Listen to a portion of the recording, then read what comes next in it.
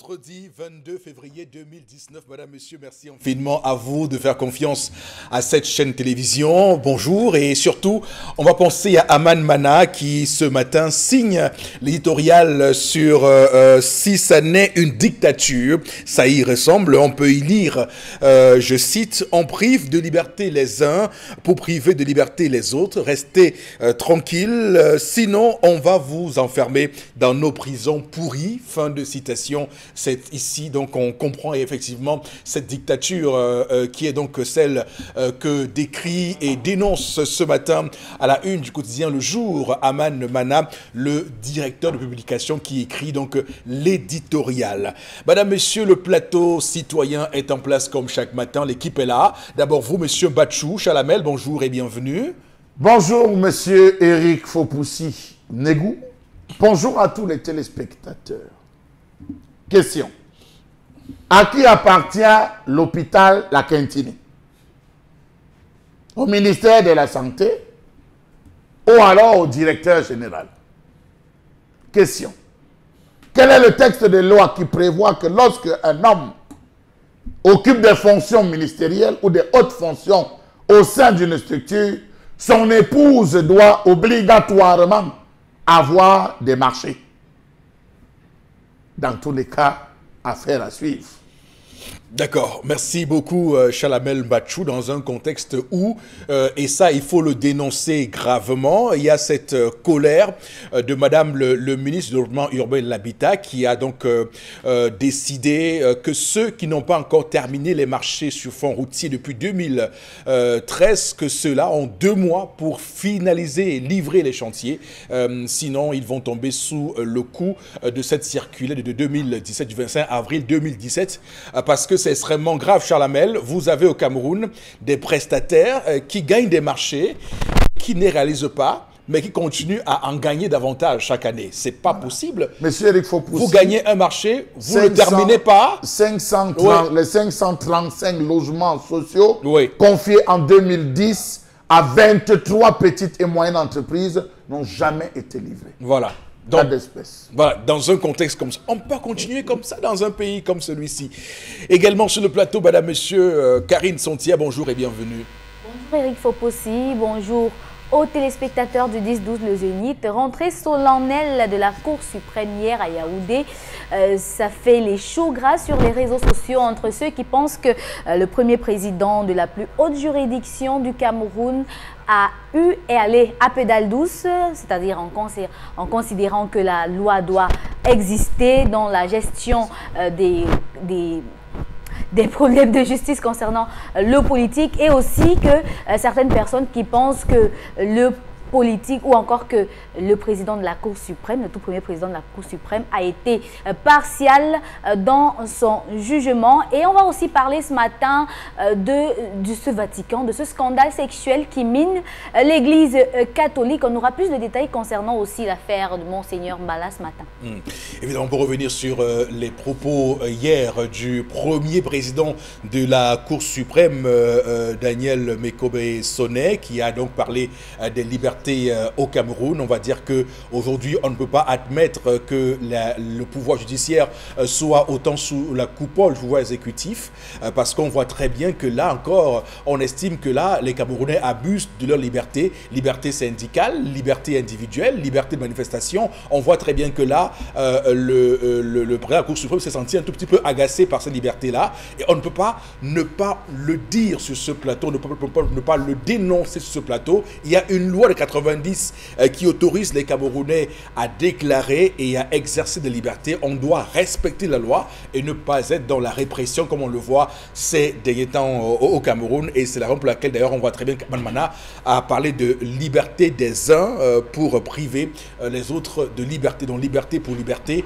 on doit rester dans le principe de 90. Également sur le plateau ce matin, Madame Monsieur Bengan, bonjour et bienvenue. Bonjour Monsieur Fopoussi Negou, bonjour à vous chers téléspectateurs. L'urgence humanitaire au Cameroun doit rester notre priorité. Ces propos ne sont pas de moi, mais c'est de Madame Allegra Bayous, qui est coordinatrice humanitaire des Nations Unies au Cameroun. Elle vient de publier un rapport qui dit que 4,3 millions de Camerounais sont en urgence humanitaire. J'ai dit urgence humanitaire. Ça veut dire que ceux qui sont dans ce problème de pauvreté peuvent s'élever même à 6 millions. Mais la population urgence humanitaire est de 4,3 millions. C'est déjà très grave.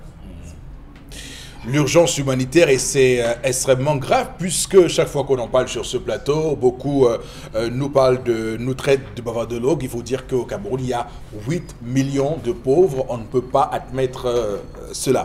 Avec autant de richesses et autant de concentration de richesses dans les mains d'une poignée de personnes qui, le plus souvent, le sont de manière illicite. On va démarrer l'émission de ce matin, mesdames, messieurs, avec la première articulation. Voici l'histoire du jour. Voici Tendance Cogne, la voyageuse. Bonjour et bienvenue. Bonjour Eric. Bonjour Yaoundé, Colmessin. Bonjour Bafia. Bonjour Bamenda. Bonjour Boya.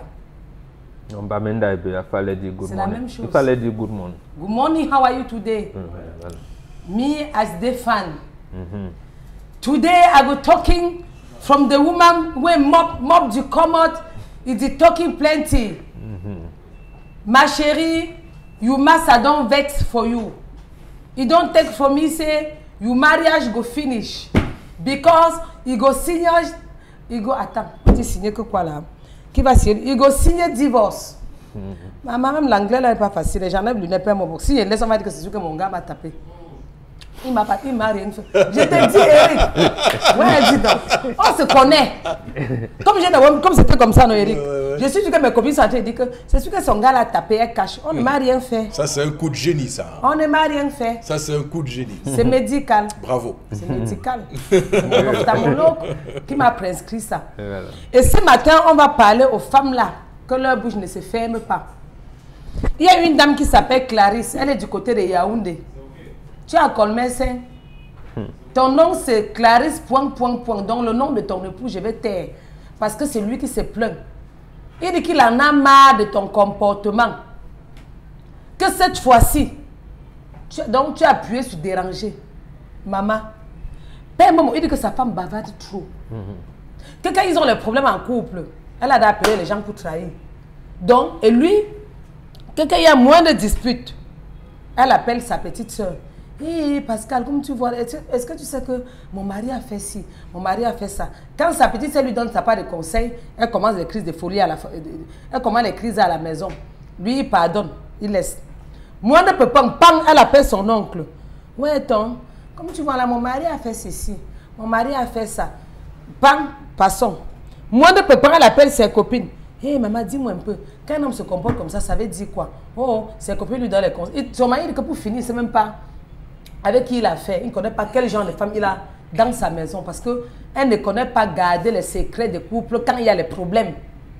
Ce qui l'énerve encore, Père Maurice, qu'il a dit que ici, là, que si elle continue, il va seulement demander le divorce.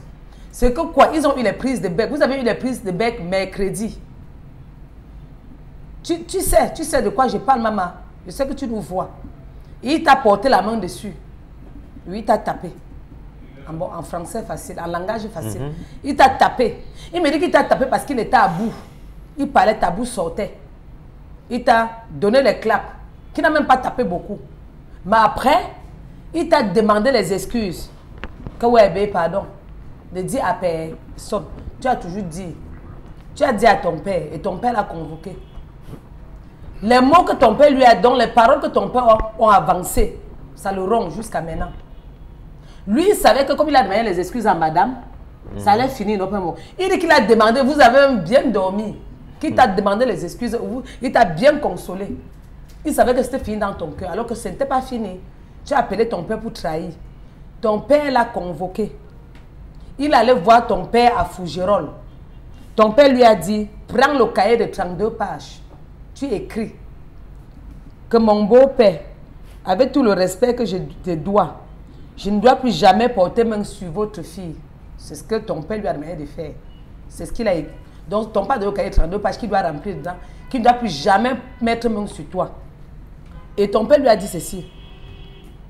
Lui-même, il sait dans quelles conditions il a fait pour t'épouser. que si ça dépendait que de lui ton père, c'est que tu n'es pas dans un foyer, c'est que tu es toi à l'école. Voilà les mots que ton père dit, ça l'a énervé. Ou tu regrettes d'être marié, je ne sais pas. Comment tu comprends le sens où il dit? Je comprends. Son beau-père lui a dit que si ça dépendait que de moi, c'est que ma fille n'est pas en mariage chez toi. C'est qu'elle a encore sur les bancs jusqu'à aujourd'hui. Mais, où tu l'avais donné que le chameau, tout ce que je parlais disait seulement que papa, mariage, tu l'as épousé. Si tu épousais ma fille pour aller la menacer, il faut que tu saches que sa chambre n'est pas en location. Donc, il est là, il dit que tu dois apprendre à fermer ta bouche quand vous avez les problèmes. Donc, pour ces femmes-là qui bavardent toujours, racaillent les problèmes-là, sachez qu'il y a un mariage qui va se gâter à colmer 5 pour ça. Est-ce qu'on est obligé de tout dire à sa famille ou encore à ses copines? Quand on a les problèmes avec monsieur, est-ce qu'on doit dire? Est-ce que monsieur aussi a le droit de nous taper? De nous consoler après, dire qu'on ne doit pas trahir? Oui, là je réponds oui. Pourquoi pas? Il tape et il console. Il tape, vous dormez même, il te donne tous les conseils comme il veut. Il te console. Voilà. Est-ce qu'il a le... Attends, est-ce qu'il doit te consoler et tu trahis encore? Non, voilà. Je ne sais pas si c'est la question là. Quelqu'un te tape, il te console bien. Après tu vas tout trahir, on le convoque. Est-ce que c'est normal? Non. Voilà. C'est pas normal. Je réponds aussi directement. Vous y allez directement. Vous y allez très rapidement. Très rapidement. Je dépose. D'accord. Je vais te porter après. Alors, il semble qu'après une zone de turbulence dans un couple, les réconciliations sont parfois très idylliques, sont parfois redonnent plus de peps à la relation. Oui. Mais alors pour revenir à la question de tendance, parce qu'il faut dire que la dénonciation, c'est un phénomène qui a commencé avec le mouvement féministe. Et ces mouvements luttent contre le harcèlement, contre le viol, contre les violences faites aux femmes, parce qu'il fallait avoir des femmes qui aient le courage de dénoncer, de libérer leurs paroles et de dire ce qu'elles subissent comme sévices. On l'a vu tout récemment avec aux États-Unis le hashtag MeToo et balance ton porc. On balance ton porc, donc une occasion pour ces femmes de balancer tous ces hommes harceleurs, tous ces hommes violeurs qu'elles ont connus dans leur monde professionnel.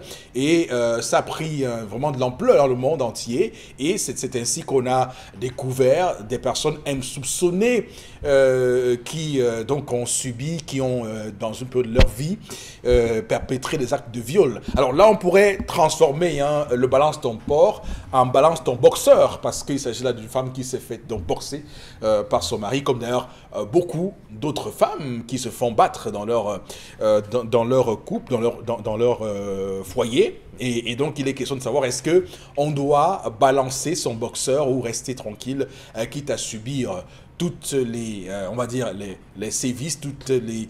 Il y a un terme là qui m'échappe, voilà, toutes les maltraitances, voilà, toutes les maltraitances possibles au nom de l'amour, au nom de la stabilité, au nom des enfants qui sont là, au nom de tout ce qu'on nous chante parfois. Donc, voilà l'attitude que je pourrais donc avoir au tout début de cette thématique.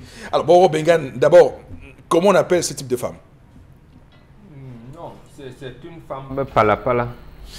C'est une femme pala-pala. Oui. Elle n'est pas vouée au mariage et son papa ne l'a pas préparée pour cela. Moi, je vais vous prendre 2 cas. 3 petits exemples qui viennent de l'Occident. Oui.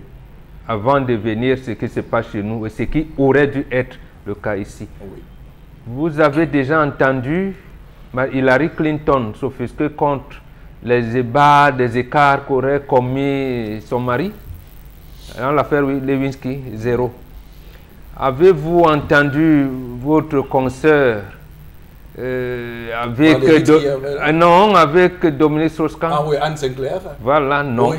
Quand le scandale de New York était arrivé, Anne Sinclair a pris l'avion, l'a pris son mari, montait, descendait. Puis plus rien.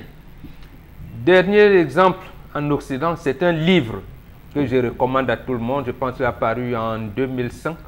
Les éditions La Découverte. Elle est écrite de Anne-Cécile Robert, L'Afrique au secours de l'Occident. C'est pour dire quoi? En fait, pour dire que ce qu'on appelle mariage, et vous avez vu, pour le cas précis, l'homme a tort parce qu'il n'a pas étudié son épouse, sa femme. Et c'est sûr que ça s'est fait comme je vois souvent ici. Tu rencontres une femme, tu dis, elle est belle, elle est vraiment son feeling, la femme aussi. Et ils se disent qu'ils vont se marier et ils se sont mariés. Peut-être même qu'ils s'étaient arrangés comme ça avant. Vous voyez le comportement de son beau-père. Or, c'est tout ce qu'il faut éviter. C'est ce qu'il faut éviter quand on s'engage dans des liens de mariage. Et le comportement du père de la fille, elle serait même encore sur les bancs. Tu es venu, c'est comme si... Bon, tu vois, ça veut dire qu'en fait, pour ce monsieur, sa fille était destinée à faire l'école. Faire l'école exclut le mariage, je n'en sais rien dans son cas. Mais ça veut dire qu'elle privilégiait l'école, ce qui n'est pas une mauvaise chose en soi. Mais en fait, il est là justement dans le canon qui veut que faire l'école. C'est quand tu as fait l'école, c'est que tu sais tout. Voilà donc la fille qui ne sait pas la première règle d'une fille. Même lorsqu'une fille commence à marcher et aller à l'école, elle doit être introvertie. Elle doit être comment je vais dire ça, une personne de dedans, comme on dit. Une fille réservée, une femme doit être réservée. Donc les premières règles ne les appliquent pas. Et elle ne peut donc pas appliquer le reste. Dans l'environnement africain authentique, on ne dit pas tout. Et vous demandez à son papa, il vous dira, il ne peut pas vous dire, comment je vais dire ça, les coups que son épouse avait écopés pendant son mariage, et peut-être même jusqu'aujourd'hui.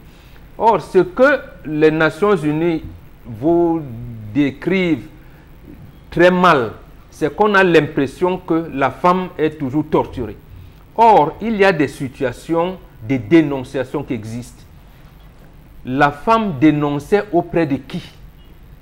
C'est ça le problème. Auprès d'abord les gens qui sont venus vous épouser. Il y avait un papa et une maman qui sont venus vous épouser. Donc, dans la famille où tu es allé.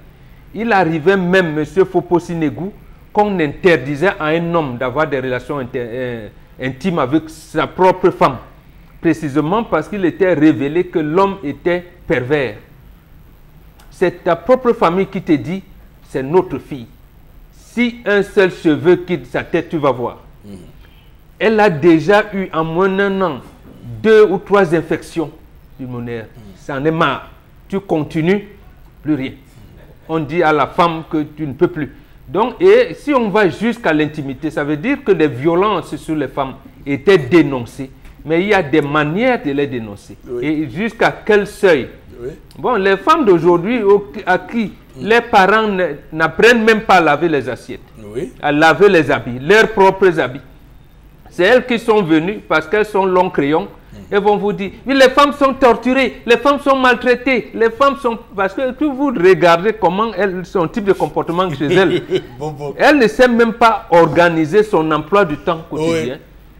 Mais parce qu'elle veut quand même être à côté d'un homme, elle va commencer à élaborer des théories, les femmes. Donc, sans savoir ce que dans son cadre culturel a réservé, je vous dis, tapez sur n'importe quel moteur de recherche tout de suite, vous allez réagir avant l'émission.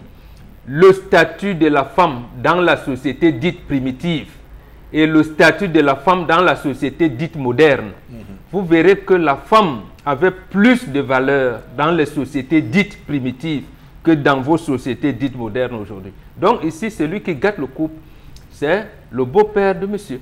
Voilà un monsieur, il sait qu'il a offensé sa femme, dit chérie, laisse. Il lui demande pardon, des mots doux. Mais le lendemain, sa femme va encore. En fait, ce n'est pas une femme, c'est une épouse. Elle est là. D'accord, très bien. En tout cas, on a compris, hein, on a retenu la leçon, Bobo Bengan, ce matin. Mais on va peut-être aussi dire qu'il y a toujours des situations où on conseille aux femmes de dénoncer. Oui. Par tous les moyens. La femme a toujours dénoncé. Par tous les moyens. La femme a toujours dénoncé. Oui. Mais il y a des situations où on dit il faut supporter.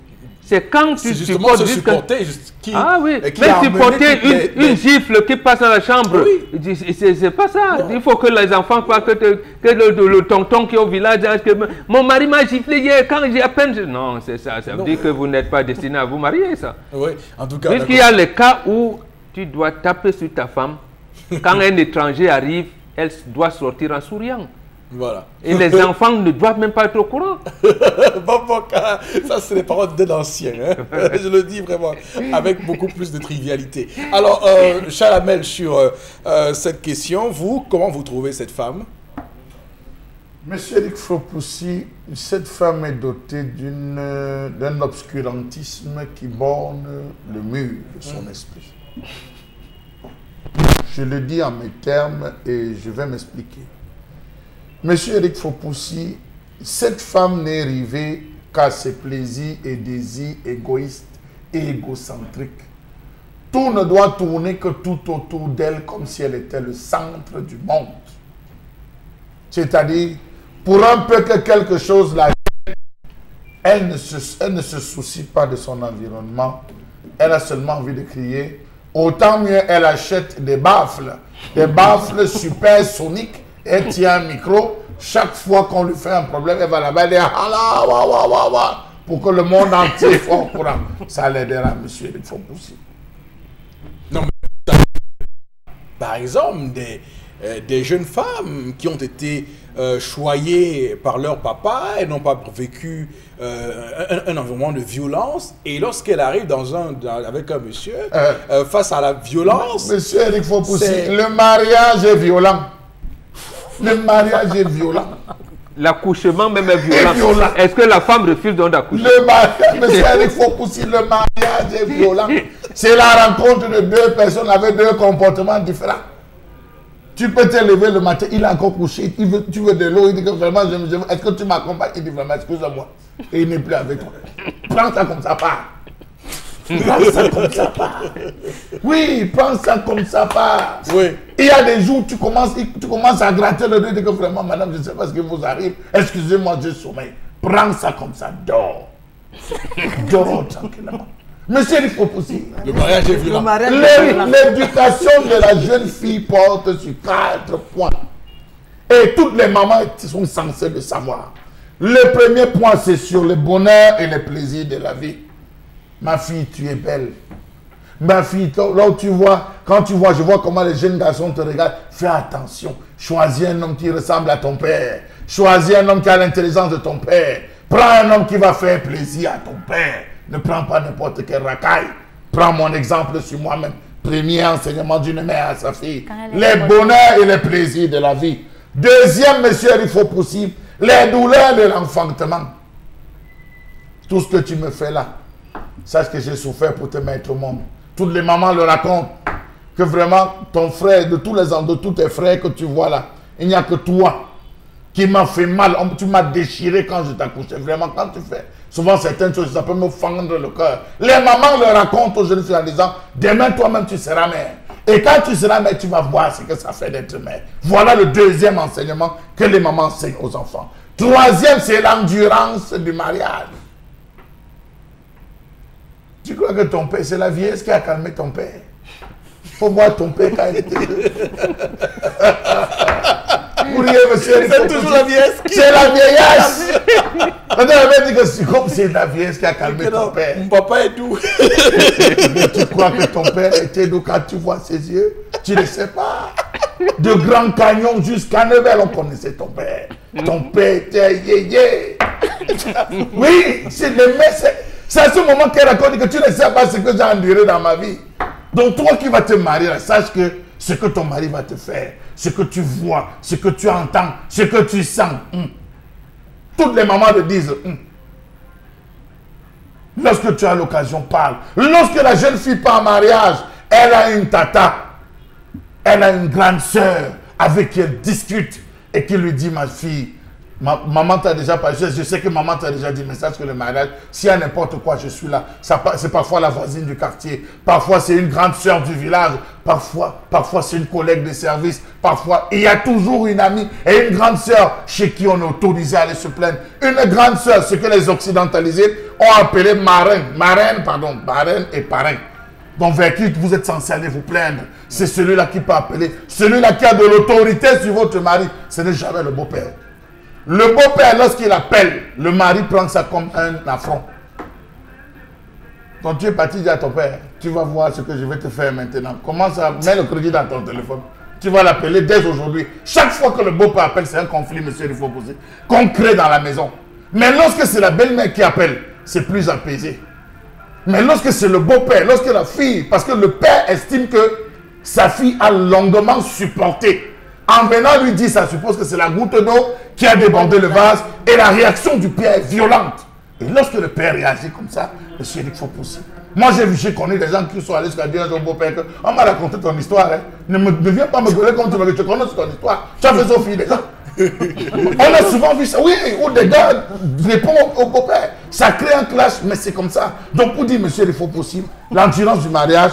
Et enfin, le quatrième et dernier point, la joie d'avoir une descendance heureuse, monsieur, il faut possible. Toute maman, lorsqu'elle a donné la vie, elle n'attend qu'une seule chose, être grand-mère, sinon être arrière-grand-mère, avoir cette joie. Voilà les 4 points. Alors, lorsque vous écoutez cette histoire, vous vous rendez compte que cette fille, elle n'a rien eu. Elle ne connaît rien du principe du mariage. Elle ne connaît même pas son mari. Et moi, je dirais que son mari l'aime beaucoup. Parce que chaque fois qu'elle fait, il supporte. Chaque fois qu'elle fait, il endure. Mais voilà la goutte d'eau, elle va se plaindre chez le beau-père. Et c'est justement parce qu'elle allait chez le beau-père que ça a créé ce conflit. Ce qu'on a dit, je suis sûr que le beau-père a dit beaucoup de choses. Que parce que les filles, quand elles se plaignent dans la famille, hein, elles prennent qu'on fait même la peinture noire. Le gars là, c'est un satan. Le gars là, elle te vend dans sa famille. Quand tu arrives, on fait chacun te vend craquer. Pourtant, le pauvre, tu connais pas le pauvre. Salamel, vous êtes décidément intenable. J'avoue que vous êtes intenable.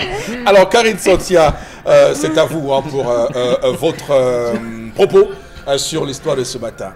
Par rapport à cette histoire, je vais prendre d'abord le début du récit de Tendance où la femme raconte ses problèmes de couple à n'importe qui, aux sœurs, aux amis, aux copines, à n'importe qui qu'elle trouve. Je pense que c'est déjà ça son erreur, ne pas savoir à qui dire quoi. C'est-à-dire que quand on s'assoit pour un commentaire là et qu'elle a vécu une histoire la nuit avec son mari, pape, elle raconte. Est-ce qu'elle raconte aussi les bonheurs qu'elle a avec son mari? Ça, c'est une question qu'il faut bien se poser parce que à chaque fois, on dépeint notre réalité comme ça était la plus malheureuse et pourtant à côté, il y a des gens qui voient des vertes et des pas mûres mais qui n'en parlent pas. C'est d'abord ça le premier problème que je décèle dans cette histoire. Maintenant, le deuxième problème, c'est une femme qui, même face à son mari, n'arrive pas à se retenir. C'est vrai qu'on dit que la femme a la bouche et tout, c'est vrai, c'est clair. Mais je pense qu'à un moment donné, quand même, lorsque quelqu'un est quand même en colère et que tu vois que la colère est noire, tu te calmes pour que la personne finisse aussi par se calmer. Et avoir reçu la gifle, le seul problème que le monsieur a pu je ne sais pas, révéler ou encore... parce que les femmes attendent souvent que la goutte d'eau déborde le vase. Elle te pince, tu ne réagis pas. Elle te pince, tu ne réagis pas. Elle attend que une petite goutte d'eau déborde le vase pour que tu réagisses autrement et qu'elle fasse de tout cela une histoire. Je pense qu'elle a longtemps provoqué son mari et le fait qu'il l'ait giflé a provoqué en elle la sensation de la femme qu'elle aimerait être, c'est-à-dire la femme qui est là à l'école, elle s'est rappelée de son école qu'elle n'a pas fréquentée, comment est-ce qu'elle se sent en prison dans le mariage et tout. Et c'est ça qui fait en sorte qu'elle a dû raconter l'histoire à son père. Maintenant, moi, je ne peux pas accuser son papa. Pour moi, lui, il n'a rien fait. Hein, parce que on ne sait pas comment elle a raconté l'histoire, comment est-ce qu'elle a peint son mari devant son beau-père, comment est-ce qu'elle a tout fait pour que... Parce que lorsqu'on écoute une histoire d'un seul côté, on n'aura jamais la vérité, on n'aura jamais le deux poids pour pouvoir faire la mesure. Ce qui fait que le père, il a réagi en père protecteur qui, après avoir écouté les maltraitances que sa fille vit dans le foyer, réagit comme ça. Tous les papas réagiront ainsi si jamais ils écoutent cette histoire d'un seul pan. D'accord, tous les pères. Ok, oui, bon, oui, c'est compris, Inch'Allah. Alors, Tendance va également dire son mot et on va sortir de l'histoire de ce matin. Tendance. Je ne suis pas moi le tam-tam de quelqu'un, maman. Yay! À mon âge, quelqu'un me tape encore, maman. Comment pas taper quand il était petit? Mais c'est par amour. Non, par amour. On va venir jusqu'à que tu m'as enlevé l'œil. On ne vend pas l'œil dans un marché. Ce n'est que l'œil du chat qu'on va me mettre. Il ne te boxe pas. Non, quand un homme commence à te taper une fois, il va te taper 2 fois. Quand un homme te tape 2 fois, il te tape 3 fois. Donc il faut battre le fer quand c'est chaud. Et il te demande pardon dans la chambre. Non, ne me demande pas pardon, laisse. Que ça se passe comment jusqu'à tu me tapes, tu dis que ne trahis pas. Ça veut dire que tu ne veux pas mon bien. Il y a des moments, tu vois une belle fille comme moi, qui a les bleus partout, l'œil poché. Tu ne sais pas ce qu'elle doit à son homme. Attends, je vais me dire que le français là, c'est quoi? Les femmes vous doivent quoi? Hein? Qu'une femme étant dans un foyer, elle doit pas avoir le sourire chaque fois, de dire aux gens que je suis dans un bon foyer, mon mari s'occupe bien de moi. Seulement que mon mari m'a giflé hier, il est rentré tard, on a eu des prises de bec. C'est ça. Parfois on dit comme ça pour se libérer. Oui. Parfois, au lieu de mourir asphyxié, Eric, mieux tu te libères. Il y a des hommes qui te piquent comme ça, tu restes comme ça, tu dis que merde. Je me demande parfois si j'ai choisi le bon homme. Oui, les femmes qui passent leur vie à réfléchir.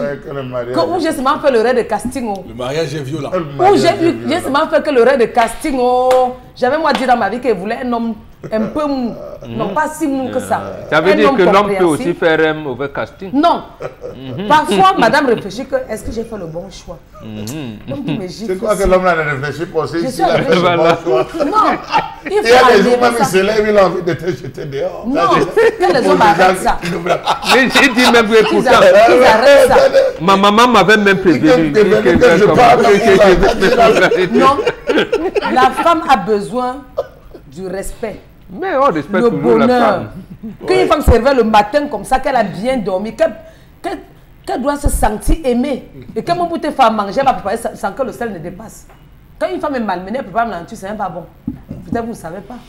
Pourtant, quand elle est cajolée, elle est heureuse, elle se sent aimée, elle s'applique, même à la cuisine. Mais quand tu menaces une femme, même tes enfants écopent. Oui. Quand tu menaces ta femme, même l'enfant écope ça. Parce que dans sa tête, elle n'est pas tranquille.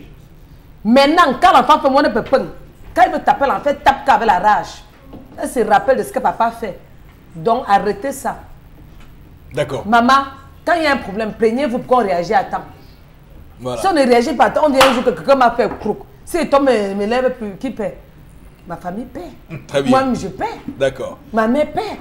Mes enfants paient. Qui va rester nourrir mes enfants? Ferme dans la bouche quand on parle. Ok. La force de la femme, c'est sa bouche. D'accord. Un homme vrai, quand madame est fâchée, se lève, il passe à soi-même pour prendre une. D'accord. En tout cas, on va dire que ce matin, on verra très bien ceux qui vont balancer leur boxeur et celles qui vont... Mieux le mariage est fini. Celles qui vont balancer leur boxeur et celles qui vont dire MeToo. Moi aussi, j'ai été donc au nom frappé. de l'amour, j'avale tout. Non, J'avale monsieur Eric Fopoussi, vous êtes en train de détourner le débat. Cet homme n'est pas violent. Voilà. C'est les cas de la bouche spontanée et momentanée de la femme qui ont fait en sorte qu'il gifle la femme. Il n'est pas violent. C'est ça, pas de force. Ouais, madame Bobo, il n'est pas violent. Elle a exagéré, il a juste giflé. Et il s'est excusé à la minute. Oh, les violents. Vous ne pouvez pas dire ça. Hein. Si, comment? Gifler, c'est pour la bastonnade. Vous ne pouvez pas dire ça. Gifler, c'est gifler. Hein. Quand de me taper, mieux tu laisses. Voilà. Mieux tu bouges. Et la violence verbale, vous mettez ça où? On va. Quand de me taper, ne mangez pas mon repas. Bon, vous nous amenez dans un débat philosophique. Non, la violence verbale de la femme. L'homme vit ça depuis au moins 6 ans. Ok, en tout cas, ce qui est certain, c'est que ça reste une violence. Karine Sontier, vous allez pour nous lire quelques messages, je vous en prie. La femme, pour se plaindre de son mari, le plus souvent doit le faire auprès de sa belle famille et pas à n'importe qui. À un membre bien précis et surtout stratège, pas comme si tu veux une amende. Voilà, une amende comme contre ton mari. Il faut parfois cacher vos problèmes, mais surtout lorsque ton papa n'était pas d'accord sur votre union. C'est Tasca qui nous écrit ce matin. Un autre message qui nous arrive ce matin, ils sont tellement nombreux. Il vaut mieux ne pas raconter les erreurs du conjoint à sa famille, car vous pourrez les lui pardonner, mais votre famille ne pardonnera pas. Pour un foyer heureux, il faut une femme muette et un mari sourd. Oui. C'est Sandrine qui écrit ce matin. C'est vrai parce que, Charles, parfois vous racontez vos déboires et vos souffrances. Vous vous réconciliez un mois plus tard avec votre mari et la famille n'a pas oublié. Voilà. Et vous plaignez qu'on méprise votre mari par la suite. C'est clair, monsieur Eric Fopoussi. Moi, je bénis toujours mon père parce qu'un jour, j'ai l'une de mes sœurs qui a eu ce problème. Elle a eu ce problème, elle est rentrée, monsieur Eric Fopoussi, avec tous ses effets à la maison. Mon père rentre le soir, il trouve les affaires et il dit, qu'est-ce qui s'est passé? Ma soeur commence avec les larmes. Il t'a fait ça, il dit oui. Il t'a fait ça, il dit oui. Appelle-le. C'est comme ça qu'on fait venir le gars. Quand le gars arrive, il s'assied, il fait asseoir ma mère, tout le monde assis. Il se lève et dit, tu es un homme. Rentrez, je prenais pas les affaires de ta femme, rentrer à la maison. Tu es un homme. Reviens encore ici chez moi. Ici, c'est chez moi. En sortant, ma mère lui a dit que tu connaissais ton père avant de faire. Donc, vous dites qu'il voilà. Faut savoir trancher net. Le mariage, c'est le mariage, monsieur. Voilà. Le mariage, c'est le mariage. C'est violent. C'est violent, monsieur. C'est très violent. Oh, c'est très violent. En tout cas, madame, monsieur, merci infiniment. La suite du 10-12, le Zénith, avec la colère de Charles Hamel. À tout de suite.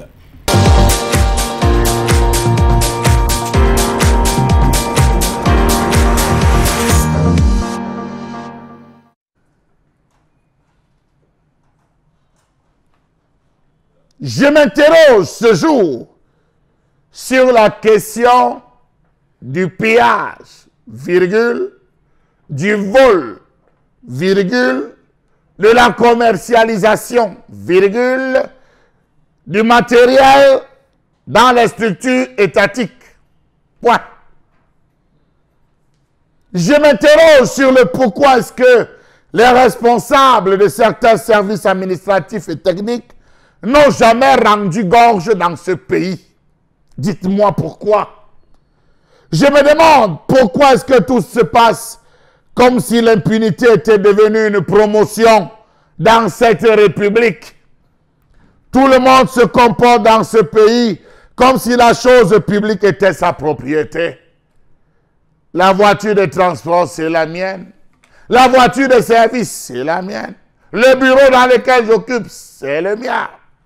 Comment comprendre que vous avez dans ce pays les directeurs, les ministres, cadres d'entreprise qui choisissent littéralement de confisquer les véhicules et biens de l'État sans aucune vergogne, qui obligent leurs successeurs à organiser précipitamment des ventes aux enchères pour leur concéder le matériel qu'ils disent prisé. On a vu des ventes aux enchères s'organiser précipitamment parce qu'il fallait libérer tel frère, telle soeur ou tel cousin. Il ne fallait pas qu'ils se fâchent. Vous avez des gens qui choisissent de voler les rames de papier dans les ministères. Principal Gombo. Ça se vend très vite.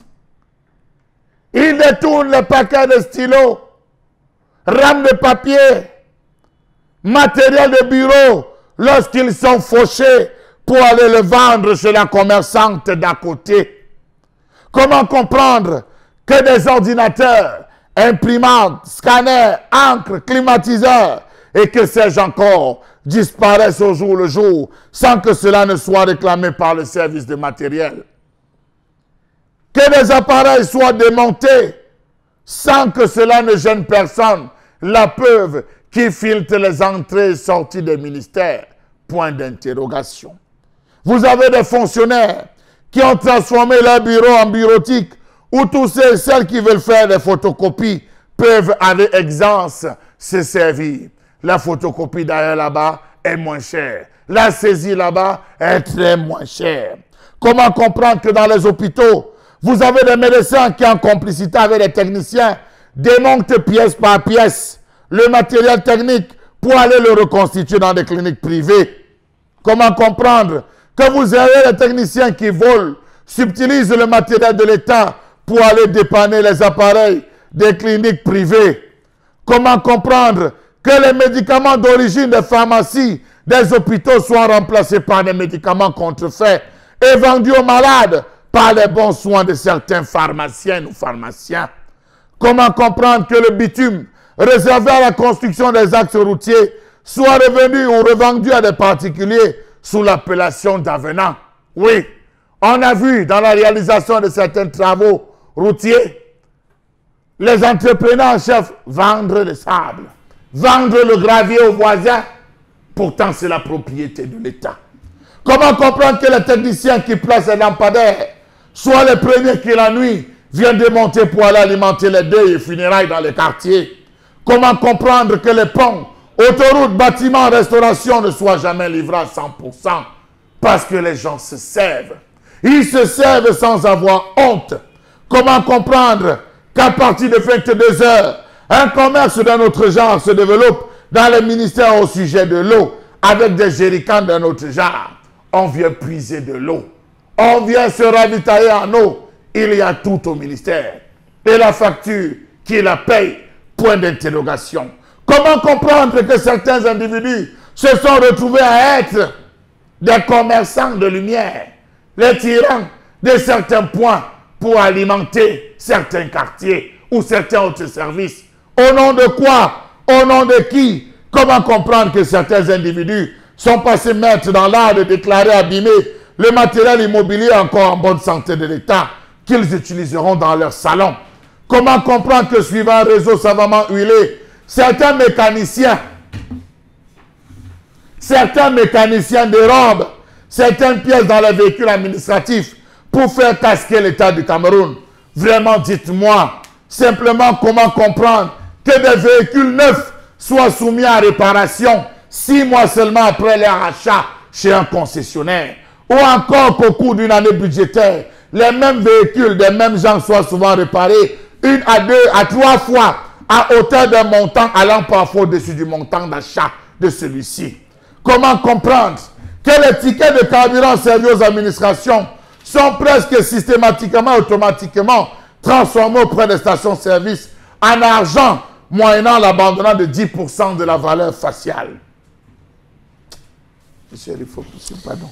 Alors, on avait commencé par dénoncer dans les médias ceux qui détournent les deniers publics, l'argent de l'État. On n'avait pas pensé à ceux-là qui donc font main basse sur le matériel de l'État, les biens publics, la chose publique, comme vous l'avez dit. D'ailleurs, Charles Hamel, ce matin, on va penser à toutes ces personnes qui utilisent et détournent les crédits de communication pour appeler Njomba, Petite et autres en longueur de journée, au lieu de faire ce pourquoi ces dotations sont réservées. On a également dans la foulée ceux qui utilisent et qui au final confisquent les téléphones de service dans les administrations publiques. C'est tout à fait dangereux de le faire. Il y a donc on va le dire, un véritable souci pour ces personnes qui ont une petite idée de la chose publique, puisqu'ils ne tiennent pas en haute idée ce qui est à l'État. Et c'est d'ailleurs ce qu'on dénonce ce matin dans un contexte où on peut s'interroger sur les raisons de tout cela. Pourquoi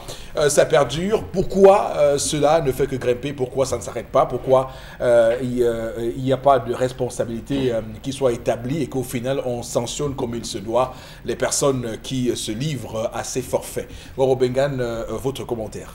Non, c'est le laxisme installé au sommet de l'État. Oui. Il n'y a pas deux choses.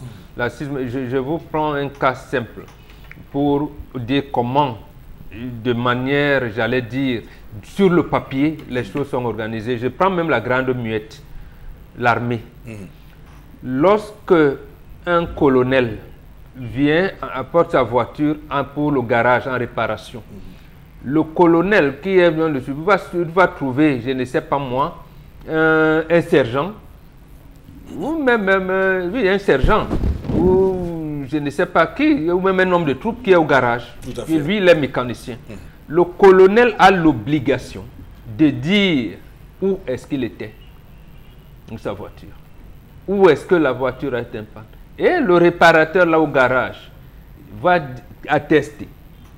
Donc, si le colonel, prenons cas d'un week-end, c'était un week-end, et est-ce qu'il avait l'autorisation de sortir avec ce véhicule?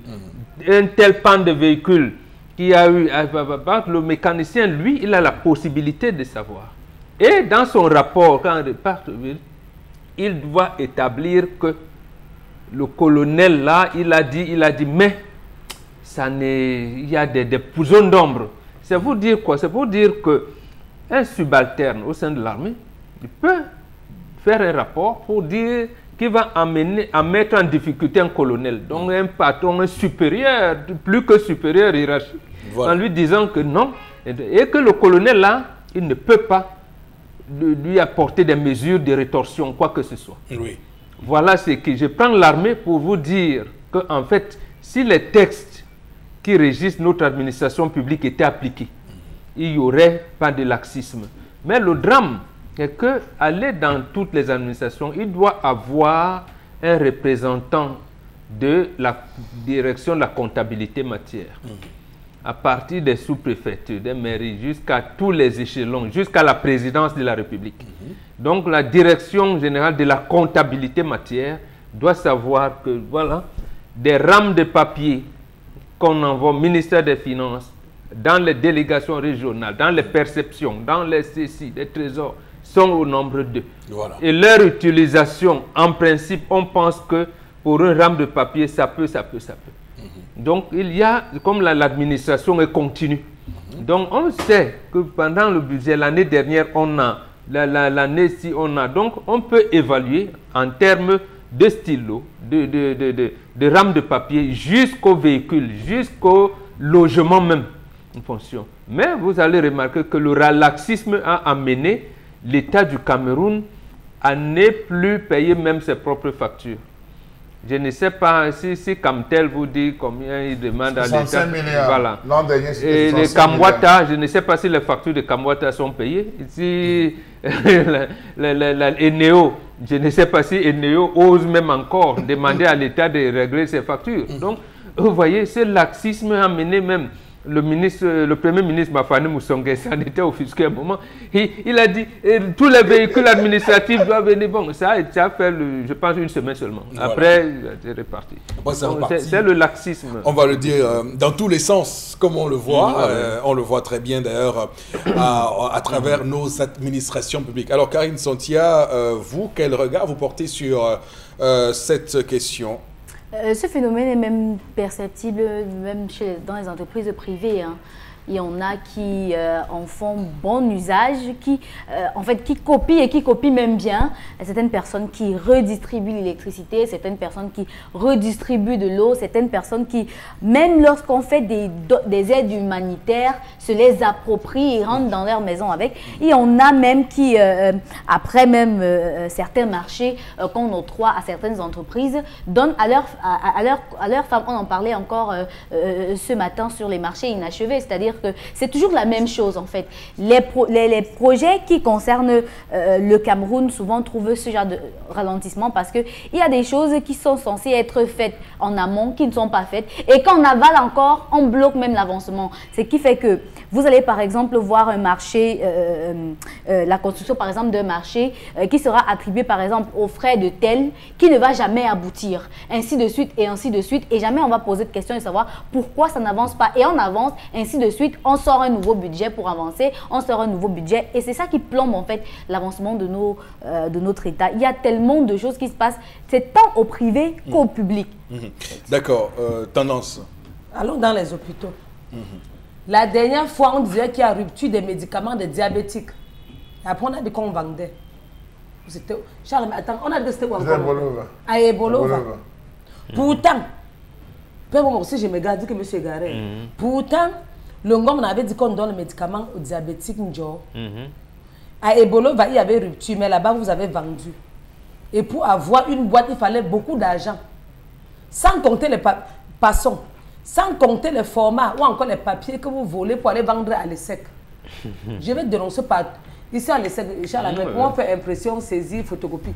Vous volez les formats dans les bureaux administratifs, en bon français, pour aller vendre à l'ESSEC. Je vais vous dénoncer one à one.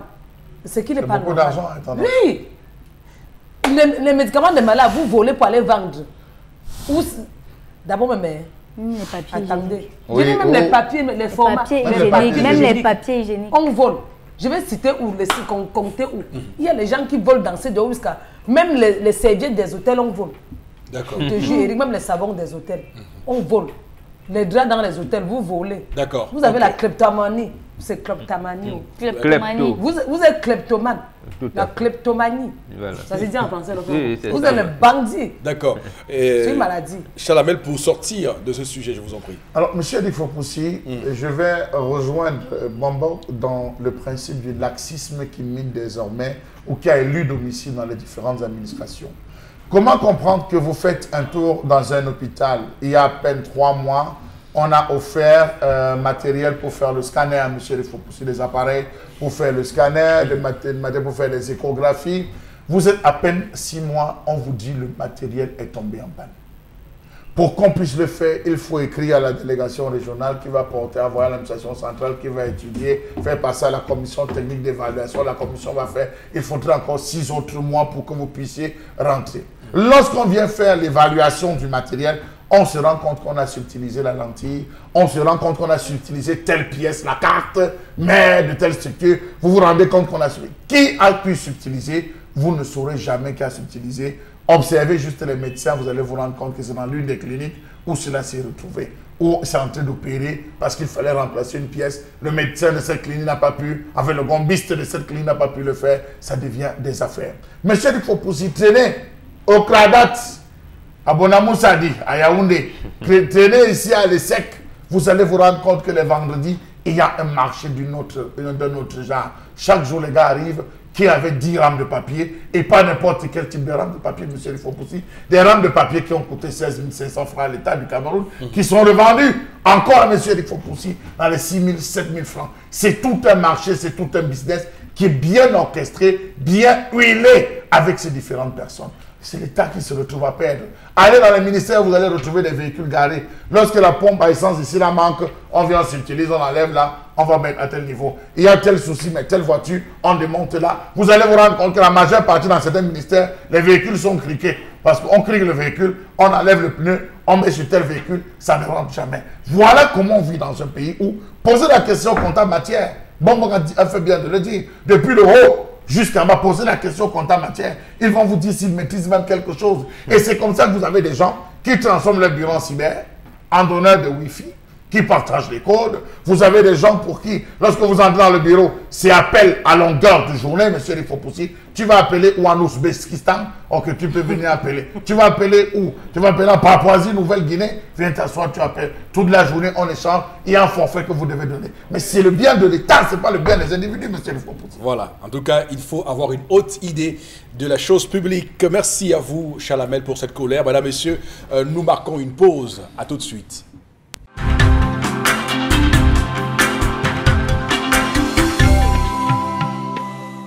Retour sur ce plateau, madame, monsieur. Deuxième partie du 10-12, le zénith de ce 22 février 2019. Que le temps passe vite, hein, parce qu'on est clairement sur la fin de ce deuxième mois de l'année. On va clairement égrener les mois et les jours de cette année avec une célérité tout à fait inouïe. On va donc, pour cette deuxième partie, avoir quelques messages de nos téléspectateurs. Allez-y, Karine Sondia.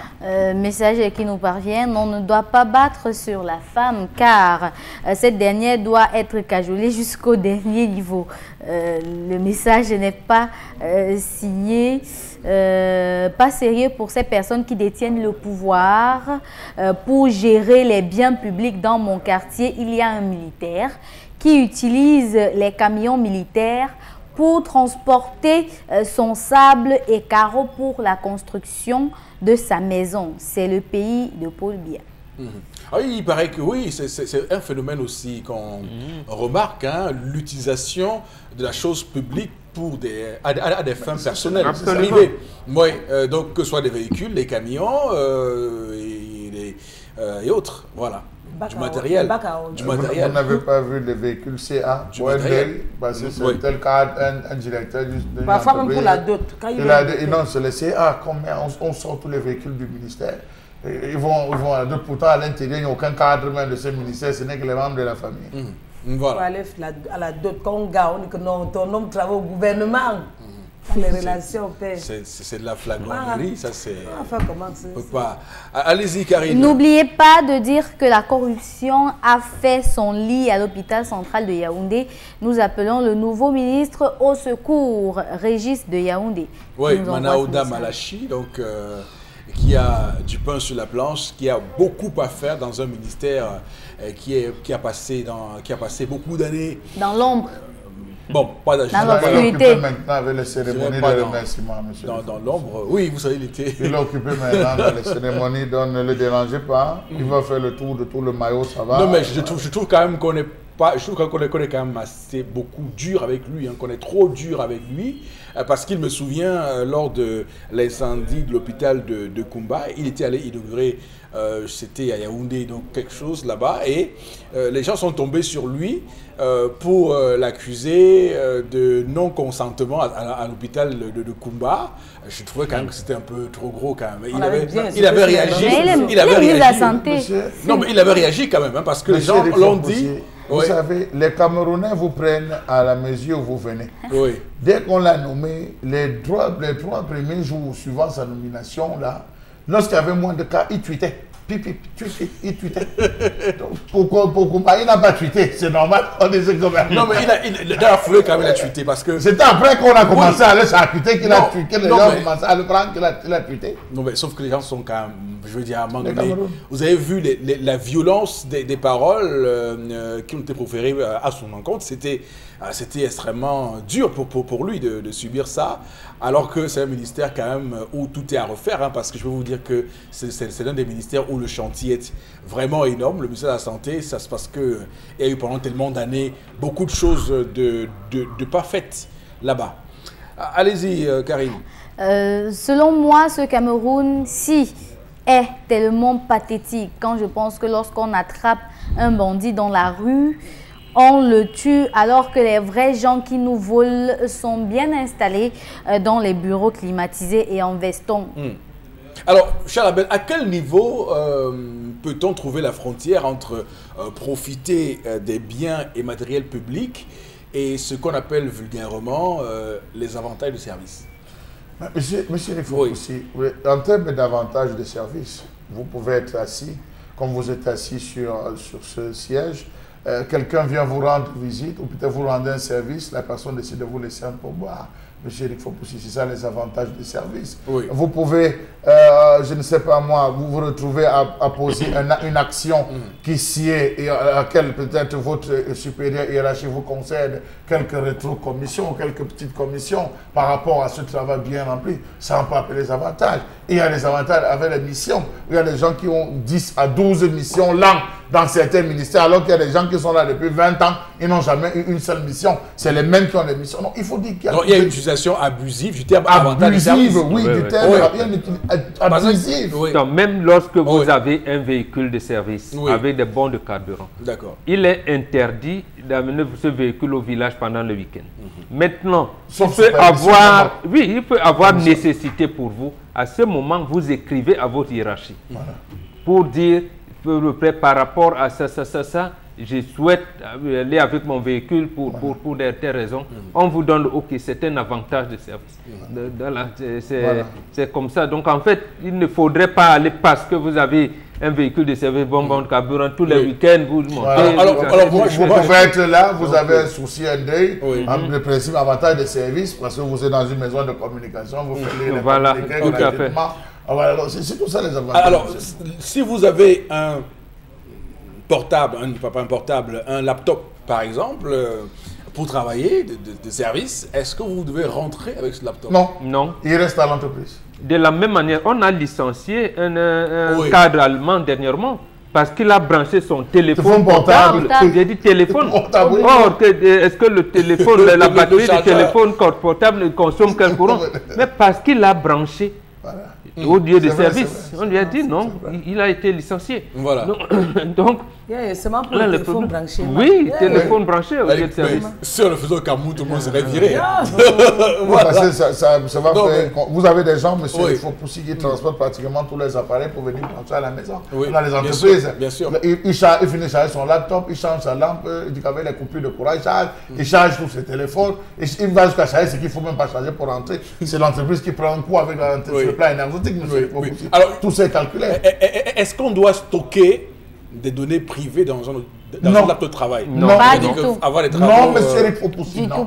C'est le matériel de travail, ce qui doit... À tout moment, on peut vous dire, vous ne travaillez plus. À tout moment, on peut vous dire, monsieur, arrêtez. Vous êtes affecté à tel poste. Vous abandonnez tout à l'état où ça se trouve et vous retirez. Mais on a eu des ministres qui ont été sortis du gouvernement. Ils y ont laissé leur acte de naissance, le mariage et beaucoup de trucs. C'est pas bon. C'est pas bon, puisque lorsque le remaniement arrive, vous n'avez plus accès à votre...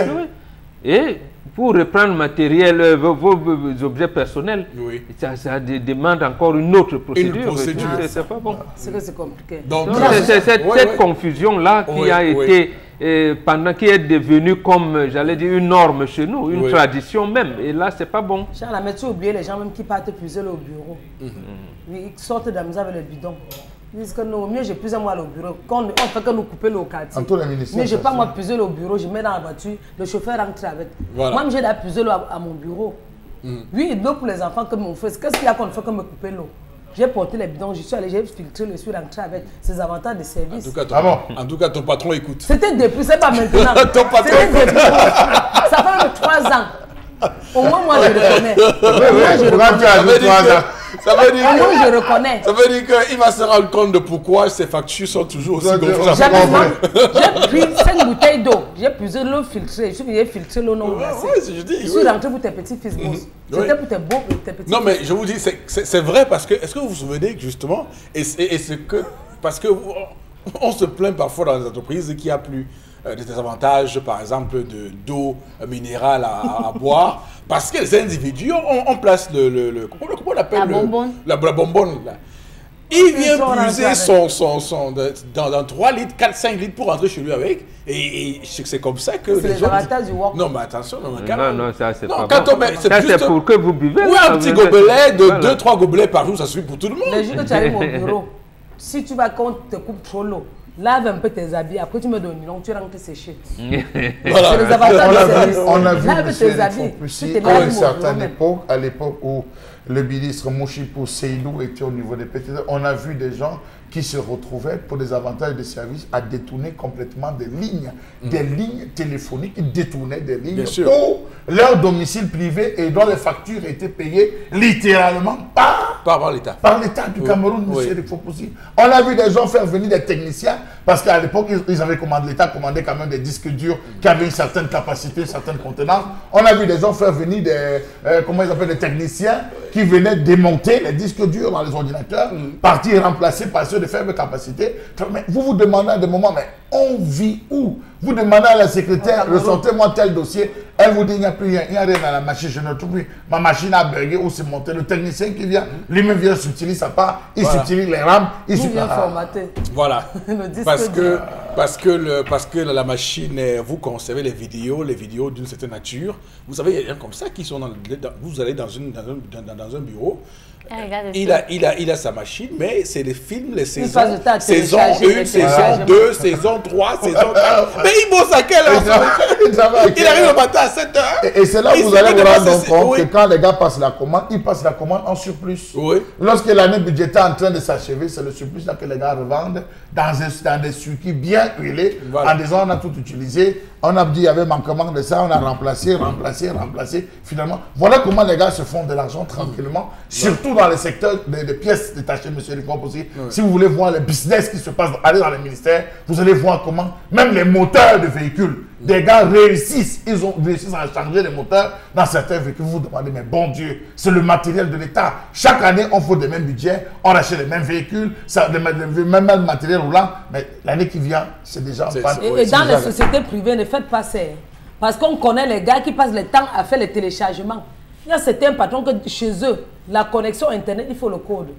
Parce que les employeurs c'est un avantage. Les employeurs ont tellement fait les téléchargements. À un moment donné, vous n'allez pas priver l'employé de tout. Quand même, vous n'allez pas priver l'employé de tout. Non, les gars qui passent le temps avec même la clé. De faire une colère sur les biens publics. Ça peut être une application. Je parle de téléchargement. Ça peut être une application. Il y a des applications qui pèsent. Ça peut être une application qui permet de faire l'utilisation d'un bien de l'entreprise ou un bien de l'État. On les met au même niveau. Voilà. Vous devez alors que quand c'est privé, vous devez respecter la chose d'autrui. Tu vois les gars qui viennent là, ils mettent la clim, ils dorment parce qu'ils sont partis à un gombo. Bon, là aussi. Parce qu'ils sont partis à un gombo. Ils rentrent à 2 h du matin, ils mettent la clim. Ça, c'est la destruction. Ils disent que non. Et en partant, même, ils n'arrêtent pas la clim. D'accord, ok. On va message. Oui. Pour le renouveau, l'expression rigueur et moralisation a pour synonyme gabégie et impunité. Et pour ce régime, la médiocrité s'est arrimée au vol. Samimo de Bidjoka. Qui nous écrit ce matin. On a un autre.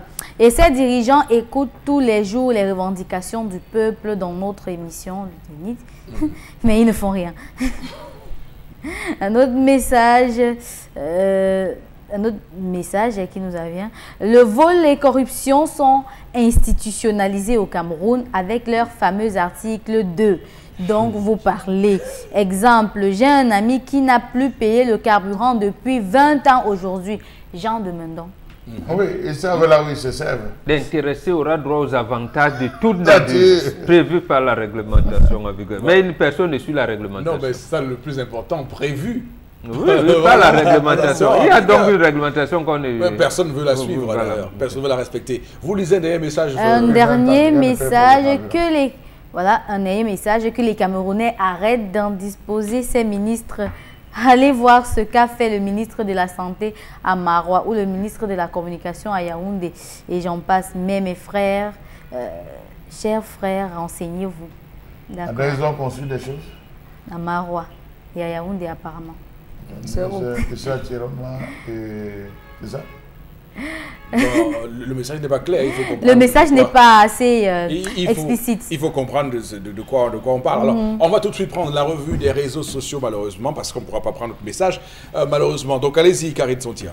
Alors, dans le cadre de la revue des réseaux sociaux ce matin, on va s'intéresser déjà à la rentrée solennelle de la Cour suprême qui s'est tenue hier. Le premier président de la haute juridiction du Cameroun, Daniel Mekobe, a mis en garde les Camerounais qui tendent de plus en plus à mettre en marge la loi au Cameroun. Et c'est ainsi que certains médias, certaines presses ont fait des titres qui ont interpellé les internautes. Le recadrage de la Cour suprême pour le quotidien Cameroun Tribune, le média national, qui titre cela. Et certains internautes disent que c'est un 2 poids 2 mesures et n'a pas pris en compte le cas des exactions policières durant les marches du MRC. C'est ce que titre en fait le titre mutation de ce vendredi qui stipule que Mekobe Soné juge partial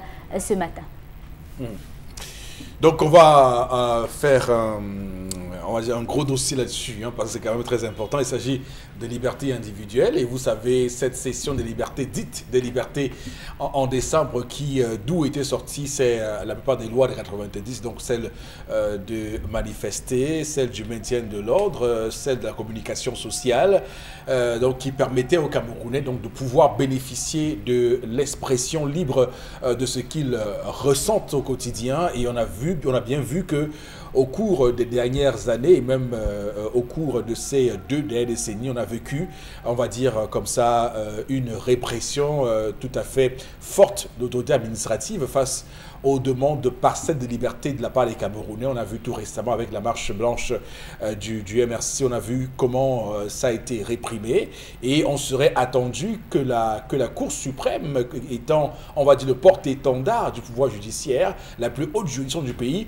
puisse donc se positionner comme étant garant des libertés. Mais cette Cour suprême aura décidé donc de se placer du côté du gouvernement et dit, comme l'a dit ce matin Cameroun Tribune, recadrer tout le monde, comme pour dire que vous avez un peu dépassé les limites, vous avez dépassé largement les limites des libertés. Il y a cette liberté, mais il faut savoir garder la mesure. Et pourtant, on estime qu'il en faut encore et encore plus de liberté. Heureusement que Mutation est venu mettre tout le monde d'accord pour clairement dire qu'il y a quand même une certaine partialité. Il fallait rester, garder la hauteur et dire à chacun ce qu'il faut faire. Alors, Boro Bengan, comment vous commentez le discours hier de Daniel Mekobe Soné? Le premier président de la Cour suprême a pratiquement réduit la liberté publique des citoyens dans son pays. L'a réduit et je pense que moi, je veux plus, c'est vrai on ne l'a pas signalé ici, la une du quotidien Le Jour. On va là vers la dictature. Et c'est ce que moi j'ai cru comprendre dans cette allocution du premier président de la Cour suprême. C'est-à-dire qu'il y a eu 2 ou 3 cas majeurs. Les partis politiques qui ont déclaré les manifestations, il y en a qui ont saisi le tribunal administratif, qui n'a jamais statué sur ces cas-là. Il y a le CPP, l'UPC aussi, où le MINAT a pratiquement désigné les dirigeants au-delà des textes organiques de ces partis. Il n'a rien dit. Donc, et là, le président de la Cour suprême est en train de dire que lorsque le sous-préfet vous interdit une manifestation, inutile de saisir les juridictions je vais donner raison au sous-préfet. C'est ça qu'il dit. C'est-à-dire qu'en fait, il veut nous faire croire que lui, le pouvoir judiciaire est sous la botte du pouvoir exécutif. Tout à fait. Mais voilà, quand le sous-préfet a dit c'est fini, donc ne venez plus me saisir, ne saisissez plus les juridictions. Voilà. Et de toutes les manières, vous connaissez la sentence, je serai du côté du sous-préfet. Oui. Or, il me semble que dans la justice, on met la balance, c'est la balance qui représente. Voilà. Bon, il fallait quand même, voilà, l'équilibre. Oui. Mais cet équilibre, d'abord du pouvoir judiciaire qui vous dit, mais comme vous voyez, moi, le pouvoir judiciaire, oui, mais pour le moment, je laisse l'exécutif plomber sur moi. Donc l'exécutif pèse beaucoup. Et là, c'est dangereux. On va là vers la dictature qui est là encadrée par la Cour suprême, même pas la plus haute juridiction du pays. Et c'est mauvais. Et ça sent mauvais. Je ne présage pas ce qui pourrait arriver demain aux militants du MRC qui sont sous mandat de dépôt. Mais j'ai peur. Mais il y a quand même une situation qu'il dénonce et que nous devons contre-dénoncer. Et lorsqu'il estime qu'il y a eu beaucoup de grèves, que les syndicats, moindre petit pépin, en sont dans la rue pour se plaindre de nos conditions de travail, conditions de travail, comme je le disais.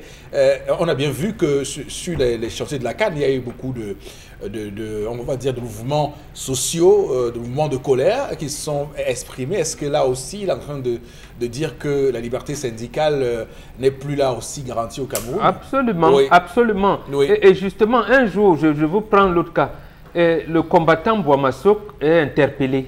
Il est même écroué à la prison de Neubel parce qu'il voulait enlever, déboulonner la statue du général, du maréchal Leclerc. Lorsqu'il se présente devant la juridiction, d'abord, il y a deux choses qui se passent. Il dit qu'il ne prête pas serment ni sur la Bible, ni sur le Coran. L'autre chose, c'est qu'il dit au juge, vous m'avez convoqué à 7h30, vous venez à 11h, demandez des excuses. Ça a depuis pratiquement 4 heures de débat. Il dit que si vous ne demandez pas les excuses, je ne parle pas. Mais à la fin, Bouamassok lui dit, mais que fait le général Leclerc là? C'est vous qui devez me dire ce qu'il faut faire pour enlever, pour déboulonner. Donc en fait, le premier président de la Cour suprême qui doit se rendre compte, au regard de la température qu'il y a aujourd'hui, se rendre compte qu'il n'existe pas de loi qui régit le syndicat au Cameroun et s'en offusquer. Interpeller même le gouvernement pour cela. Parce qu'on peut créer un parti politique, une association, mais pour créer un syndicat, il faut s'inspirer, il faut se référer au texte du Bureau international du travail. Et ça, c'est dangereux. Et l'autre chose, c'est que les magistrats n'ont pas le droit de faire des syndicats. Donc lui, il ne s'offusque pas de ça. Et ça, c'est justement quelqu'un de cette juridiction qui vient valider et même la répression sur les syndicats au Cameroun. Je vous dis, ça devient mauvais. Parce que le climat social, il faut dire que le climat social au Cameroun est très tendu. On a vu tout récemment la Campos, on a vu les ex-employés de la régie Fercam, on a encore vu ceux des enseignants. Il est juge. On dit que c'est un magistrat assis. Et il rend décision au nom du peuple camerounais. Et quand il ne regarde pas le peuple, il n'écoute pas le peuple. Moi, j'ai vu également quelque chose qui s'est passé en 1945, à fin 1945 en Allemagne. La peine de mort était interdite. Un procureur arrive parce qu'on avait sodomisé et assassiné une jeune fille de 13 ans. Le procureur arrive devant le tribunal, il regarde l'assassin, il regarde la peine de mort interdite, il dit « je réclame la peine de mort ». Parce que cette proposition avait apporté une clameur en Allemagne, au point où on a dit, mais ce n'est pas possible. Donc c'est ça le magistrat. Puisque sa justice est rendue au nom du peuple. Et quand le peuple est en colère, quand le peuple est meurtri, c'est le magistrat qui doit dire au peuple, ne vous inquiétez pas, ne t'inquiète pas, je suis là, on va proposer un cadre pour que vous parveniez à votre épanouissement. Mais lorsque le magistrat qui prend la justice au nom du peuple vous dit, pleurez si vous voulez. Voilà. Pleurez si vous voulez. Vous ne changerez rien. Donc, mais attendez, ça devient embêtant. Au-delà de ça, au-delà de pleurer si vous voulez, il y a qu'il dit ça suffit. Oui, là. Vous en faites trop. Donc, en fait, vous me dites même que, oui. même si on vous tape, on vous colle le marteau sur la tête, je ne veux plus entendre des pleurs. Oui. Oui. Même si on vous casse la tête, vous restez calme. Pas plus de pleurs, parce que vous commencez déjà à embêter. Voilà. Voilà, vous m'énervez.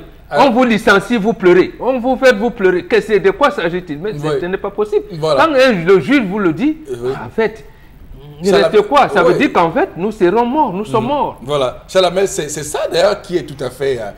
on estime au Cameroun que nous ne sommes pas assez libres, mais le premier président de la Cour suprême estime que nous sommes trop libres et que, voilà, il estime que ces derniers temps, on a un peu fait trop de libertinage. Oui. Je vais juste ajouter de l'eau pour compléter ce que Mbambok a dit, dans ce sens que, est-ce que la justice est libre? Oui. Non. La Constitution consacre, justement. Il démontre par là que la justice n'est pas libre de ces mouvements. La justice est encore et entièrement dépendante. Elle dépend, la preuve, il y a un premier magistrat, M. Eric Fopoussi, il y a quelqu'un qui coordonne toutes les activités de la magistrature suprême.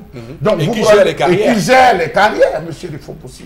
Aujourd'hui, il est plus question de rendre hommage et de dire merci à celui-là qui l'a positionné là, que de dire toute autre chose, M. Eric Fopoussi. Rappelons-nous de ces propos de Robert Badinter, lorsqu'il a été nommé tout premier président du Conseil constitutionnel de France par Mitterrand. Oui. Qu'est-ce qu'il avait dit? Il a dit, je vous remercie, M. Mitterrand, mon ami, de m'avoir nommé à ce prestigieux poste, mais permettez-moi de vous dire qu'à partir d'aujourd'hui, je serai ingrat.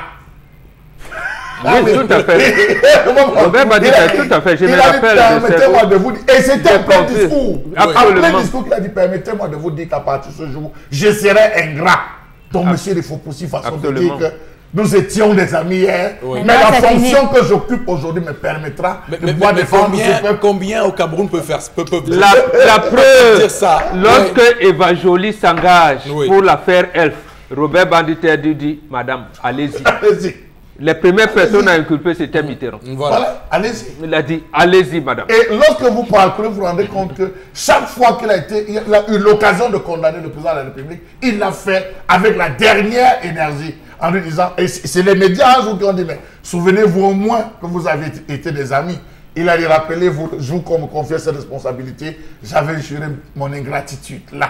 Donc c'est pour dire que, voilà ce que Mbambok a dit, on s'attend à ce que la justice à un moment donné soit ingrate. Soit ingrate vis-à-vis de ceux qui les ont positionnés là, M. Eric Fopoussi. Bien sûr. Alors, il dit, vous faites un peu trop. Une façon de dire que vous nuisez le sommeil de celui qui m'a nommé, vous nuisez le fonctionnement de celui qui m'a placé là, et par conséquent, vous me nuisez moi-même. Alors, j'aspire encore à de bonnes choses. Je rêve peut-être même de devenir président du Conseil constitutionnel. Alors, taisez-vous. Voilà. C'est une volonté manifeste de créer une spirale du silence pour que tout le monde la ferme et qu'on avance. Comme ils veulent. On va comme ça que ça se voit poursuivre. Alors, scandale sexuel dans l'église catholique 2 ans après le décès de l'évêque de Bafia, Jean-Marie Benoît Bala, le pape François met l'église catholique face à ses responsabilités. Et suite au scandale récurrent longtemps décrié par certains évêques au Cameroun, le pape promet de rendre justice aux victimes. Le pape François prend le taureau par les cornes tout en demandant pardon à toutes les victimes des abus sexuels, de la pédophilie, de l'homosexualité. Oui, demande pardon. Et puis, le pape aussi tire la sonnette d'alarme. Hier, jeudi 21 février, a été ouvert un sommet sur la protection des mineurs dans les églises. On va rappeler qu'il y a des faits qui sont reprochés à certaines personnalités chrétiennes depuis très longtemps. On note un film sur une affaire de prêtre pédophile, un livre qui révèle l'homosexualité systémique à la curie et des accusations d'agression sexuelle visant l'ambassadeur du pape. Le Vatican semble au cœur de ces multiples affaires. Oui, d'ailleurs, il y a une enquête qui a été réalisée tout récemment qui fait état de ce qu'au Vatican, la proportion d'homosexuels serait la plus large au monde, d'ailleurs. Donc, c'est pour vous dire que la situation est grave et je commence vraiment à aimer ce pape, Pape François. Je vous avoue, je commence vraiment à l'aimer.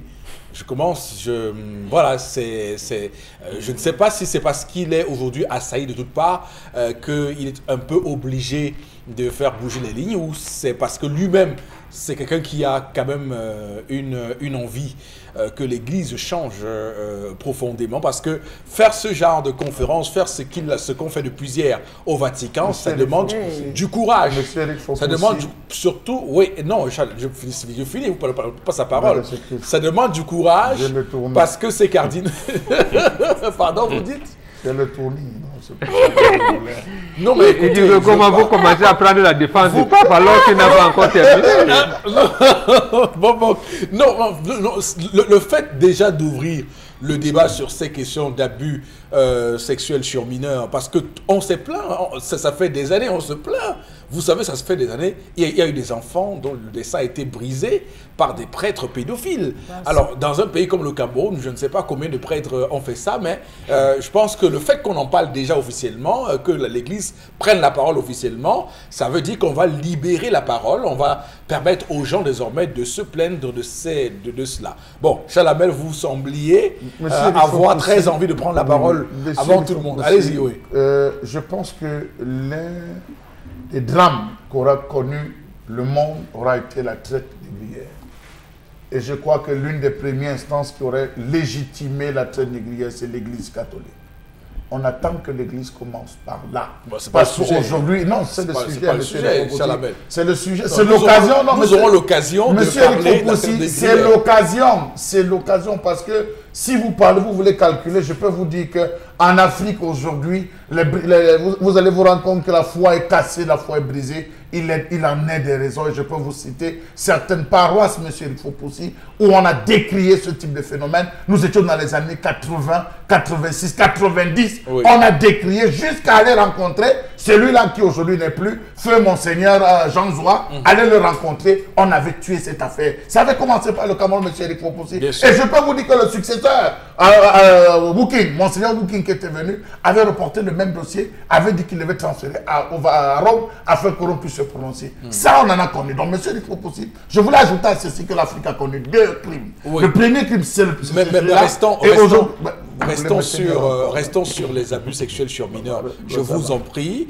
Chalamel, je suis tout à fait comme vous, tout à fait horrifié par la complicité historique de l'Église catholique. Nous attendons les objets, nos œuvres d'art. De l'Église catholique contenu dans le par rapport à ce drame, vis-à-vis de ce drame qu'a connu l'Afrique, la traite négrière pendant plusieurs siècles. Nous sommes d'accord. Mais sur ce sujet, l'autre sujet des abus sexuels, c'est aussi très important parce qu'il y a beaucoup d'enfants, je vous l'ai dit, dans le monde dont le destin a été brisé par ces prêtres pédophiles et que l'Église catholique est restée aujourd'hui et est restée toujours muette à cela. Elle a refusé de le reconnaître, elle a refusé d'en parler, elle a refusé de sanctionner ces prêtres-là. Aujourd'hui que le Vatican ouvre une conférence, une concertation pour échanger sur le sujet, on ne peut que la féliciter. Je veux dire, à un moment donné, c'est le peu que l'on puisse faire. Et d'ailleurs, ça nous ramène au Cameroun puisque le sujet d'ailleurs nous ramène au Cameroun avec le Monseigneur Mbala. On sait dans les circonstances dans lesquelles il est mort. Est-ce que c'était justement pas parce qu'il était contre les pratiques de pédophilie dans les catholiques au Cameroun qu'il a été assassiné? C'est une question qu'on pourrait poser ce matin, Chalamel. C'est une question importante. Bon, Bengan. Non, monsieur Foposi Negou, il y a un adage africain qui dit on n'apprécie pas la journée le matin. Merci, maman. Après, vers midi, là, une pluie peut commencer là. Merci beaucoup. Donc, et une pluie peut commencer là à 11h, ça vous gâte toute la journée. Après, vous dites, il ne fait pas. Non, on attend des mesures concrètes. D'accord. Des mesures concrètes, notamment lorsque vous suivez le discours du pape à l'introduction. Moi, contrairement à vous, j'attends, je suis un peu perplexe. Oui. Je suis un peu perplexe. Il a terminé en disant... Non, j'attends. Il a dit qu'on attend des mesures concrètes. Oui. Quelles mesures concrètes va-t-il proposer? La première, là, c'est l'excommunion de ces membres de l'Église. Va-t-il parvenir? Moi, je pense non. Je vous mets au défi. Il va dire, pardonnons. Jésus a pardonné, il y a le pardon, il y a le ceci. Comme... pardonnons, l'Église a pardonné. Mais les membres de l'Église qui ont commis ces exactions, on va leur demander de pardonner. il faut d'abord qu'ils commencent à les excommunier en leur disant vous n'avez pas de faire de ça. Maintenant, il est livré à la justice parce que c'est le problème, absolument, absolument. On ne l'a pas encore fait en Afrique. On l'a pas encore fait en Afrique. Et vous en arriver là. Au Cameroun, monsieur Eric Fopoussi. Et les gars qui ont subi ça sont dans les 40 ans aujourd'hui. La nouvelle expression nous apprend ce matin que apparemment Monseigneur Benoît Bala aurait dénoncé et que sa mort serait, survenue parce qu'il dénonçait des choses. Mais avant lui, c'est une mauvaise chose. On va donc attendre. Est-ce que le président de la conférence épiscopale nationale du Cameroun, apparemment qui assiste à ces assises, va poser le problème? Qu'en est-il l'Église catholique au Cameroun pour nous dire de quoi est mort Monseigneur Bala? D'abord, la justice piétine, ont-ils laissé? Et avant Monseigneur Bala, il y a eu Tonye Bakot. Monseigneur Tonye Bakot a dénoncé en plein, je me dis, au midi de Noël, certaines pratiques qui se passaient au Cameroun. Mais lui n'avait pas indexé l'Église catholique. Mais il faudrait donc qu'on regarde que le pape protège l'Église de Dieu, comme il aime dire, en commençant par punir les prêtres et les évêques qui ont été, qui ont le fait. Mais si c'est seulement pour dire dénoncer, et d'un de deux, vous avez dit tout à l'heure, oui, libérer la parole. Il ne s'agit pas seulement de libérer la parole. C'est-à-dire que eux qui savaient, eux les dirigeants de l'Église qui savaient que les prêtres, les évêques font ci ou ça, pourquoi ne peuvent-ils pas condamner? Ils attendent que ça soit rendu public. Ça veut dire qu'en fait, qu'ils protègent les malfaiteurs au sein de l'Église. Donc, ce n'est pas une de toutes les façons. Et on a vu cette Église catholique romaine encadrer l'esclavage, encadrer même ici au Cameroun.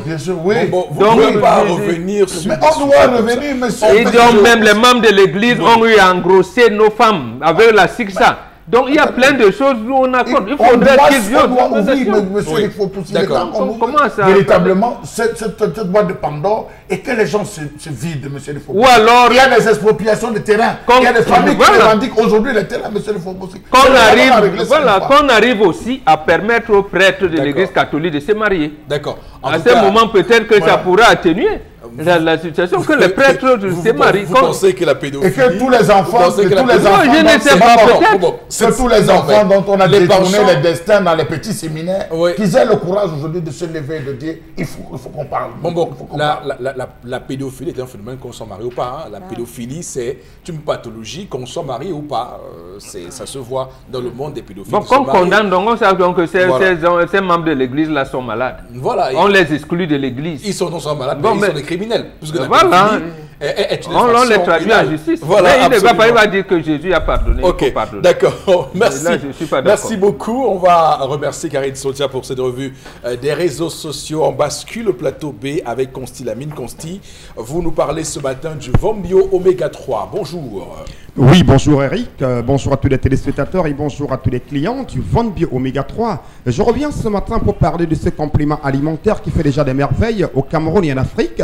Et bien sûr, aujourd'hui, je viens avec un plus parce que j'ai avec moi des gadgets qui nous viennent tout droit des laboratoires Cedorex, notamment des stylos et bien entendu des emballages estampillés Vombio Oméga 3. Donc tous ceux qui vont commander pour le compte de cette pendant, c'est-à-dire pour le compte de ce mois de février, auront l'occasion de repartir avec un emballage Vombio Oméga 3 et bien entendu des stylos Vombio. C'est donc le cadeau que le laboratoire Cedorex offre à tous les clients qui vont commander leur Vombio Oméga 3. Et à côté bien sûr de ces gadgets, vous allez également recevoir le guide d'utilisation sur lequel vous allez voir les avantages liés à la consommation régulière du Vombio Oméga 3, votre complément alimentaire des laboratoires Cedorex.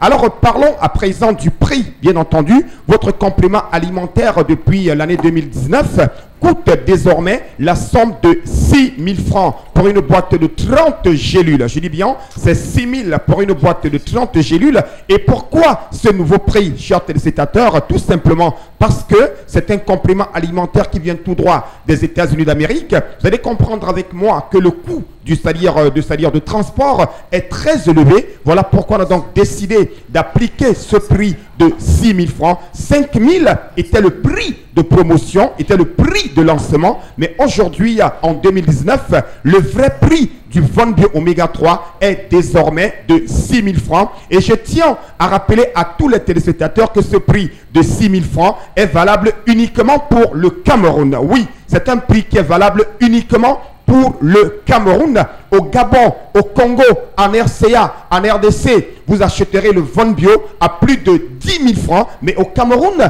vous avez votre complément alimentaire que voici à 6 000 francs pour une boîte de 30 gélules. Vraiment que pour ce qui est du prix de ce complément alimentaire qui fait des merveilles, qui permet de réduire les complications du diabète, de prévenir les AVC, de réguler le taux de cholestérol dans le sang, de réduire naturellement la pression artérielle, mais également de faciliter la guérison des inflammations. Comme dirait quelqu'un, prévenir vaut mieux que souffrir.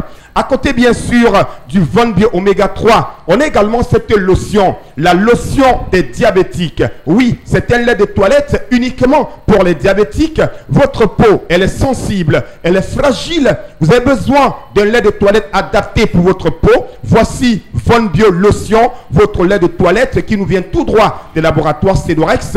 Vous l'achèterez au prix de 6 000 francs. Du côté du magasin 1001 tapis, c'est à Douala au Cameroun. Pour dire tout simplement, le Von Bio Oméga 3, vous l'avez à 6 000. Votre lotion, vous l'avez à 6 000. Ça fait tout simplement une opération de 6 000 francs du côté du magasin 1001 tapis. Alors, chers téléspectateurs, ceux qui n'ont pas le temps de venir au magasin 1001 tapis, vous pouvez tout simplement nous appeler et passer votre commande à nos différents numéros de téléphone. Et je donne rendez-vous à tous les clients de Yaoundé, de Bertois, c'est-à-dire de Bolova. Je serai là ce week-end pour être à côté de tous les clients du concept Salaka. Donc, passez vos commandes dès à présent. Moi-même, je viendrai vous livrer à Yaoundé et Bolova et Bertois pour le compte de ce week-end.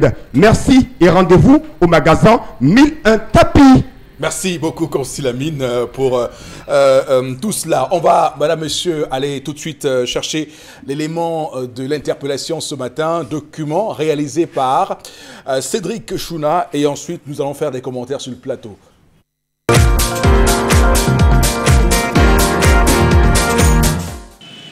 À mon humble avis, pour le développement du pays, on doit lever le tribalisme, parce qu'il y a trop de tribalisme au Cameroun. Et il faut une alternance au pouvoir pour que ce pays puisse être développé. Parce que quelqu'un ne peut pas prendre le pouvoir pendant 36 ans.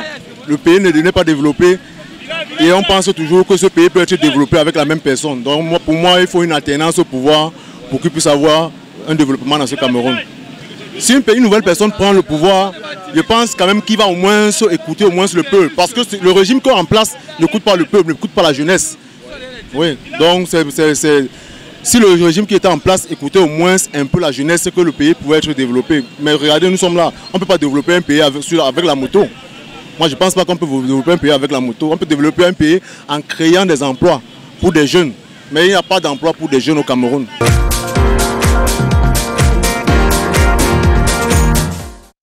Ok, on va commenter interpellation de ce matin. Bon, Bengal avec notre compatriote. Vous l'avez écouté. Deux choses, oui. Combattre le tribalisme et veiller, ou alors militer pour l'alternance au sommet de l'État. Je pense que s'il fallait faire des priorités, je commencerai par l'alternance au sommet de l'État. Parce que oui. Nous avons, j'allais dire, la transition démocratique est dans l'impasse dans notre pays. Et les intellectuels, les vrais, comme Koko Priso l'ont constaté depuis la première élection multipartiste en 1992, nous devons militer pour cela. Dès lors qu'il y aura l'alternance au sommet de l'État, ceux qui se lancent dans le tribalisme et tout, ils pourront, on va les réduire à leur portion congrue. Donc, on ne peut pas aller de tribalisme. C'est vrai, on s'en offusque, mais le tribalisme prend de l'ampleur précisément parce qu'il est alimenté par des réseaux. Ils ne se rendent pas compte qu'il n'y a que deux tribus au Cameroun.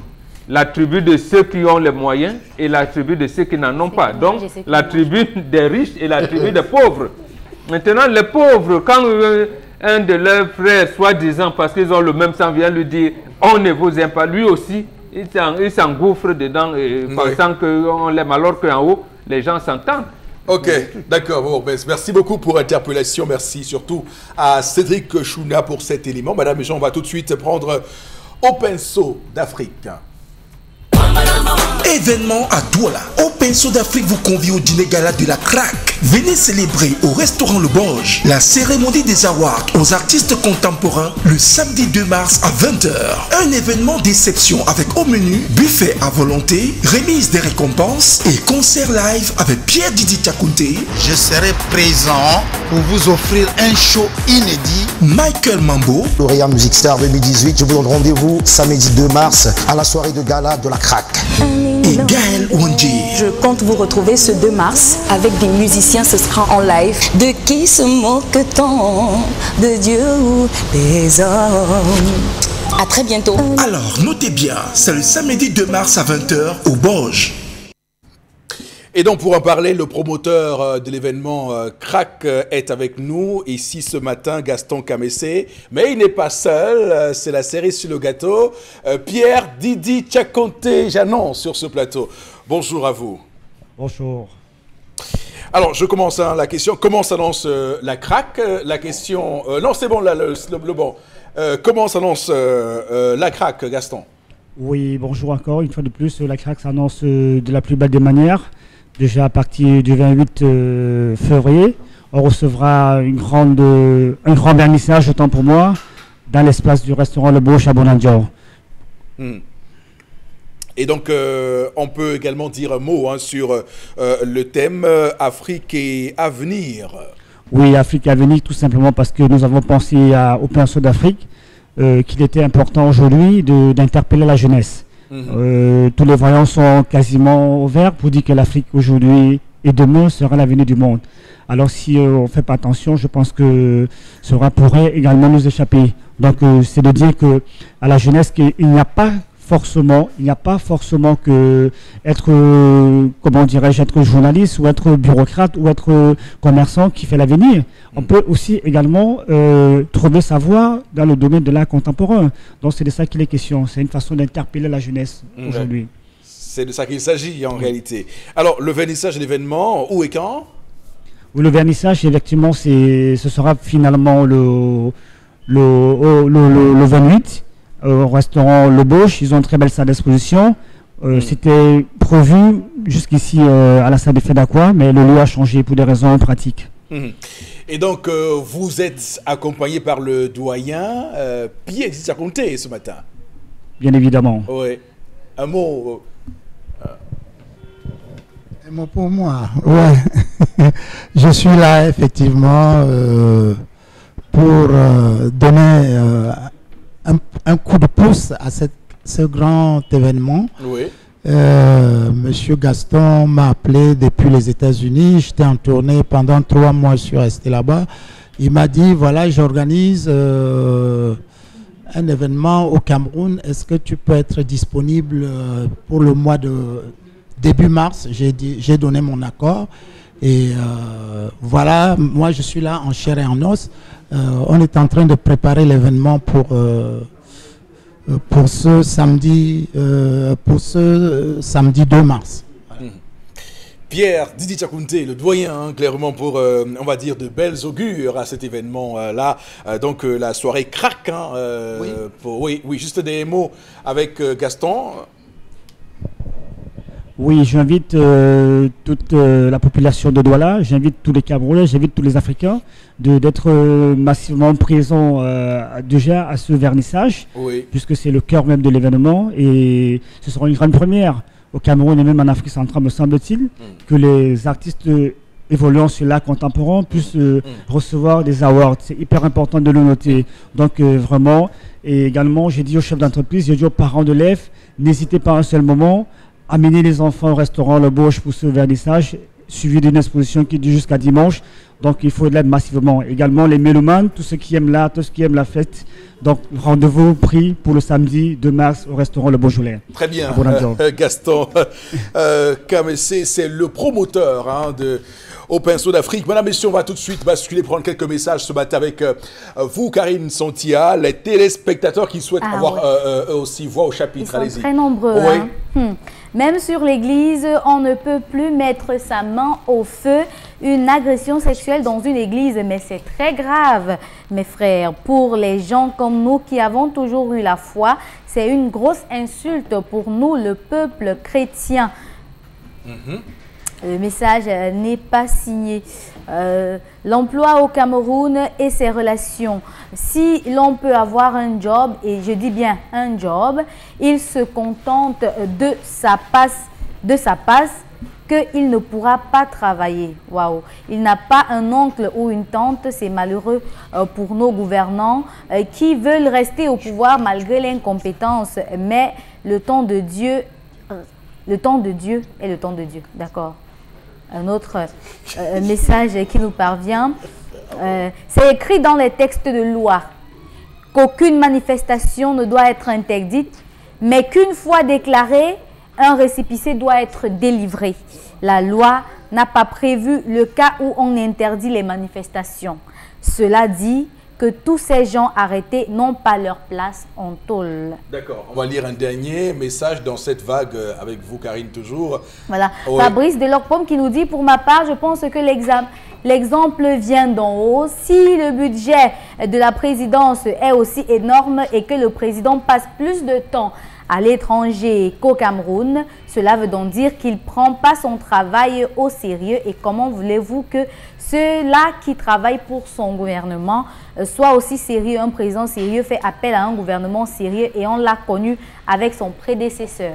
D'accord, merci pour ces messages, madame, monsieur. Le temps pour nous d'accueillir au plateau B Miss Vergeturoff. Bonjour. Bonjour Eric Fopoussi, bonjour Tendance. Bonjour ma copine.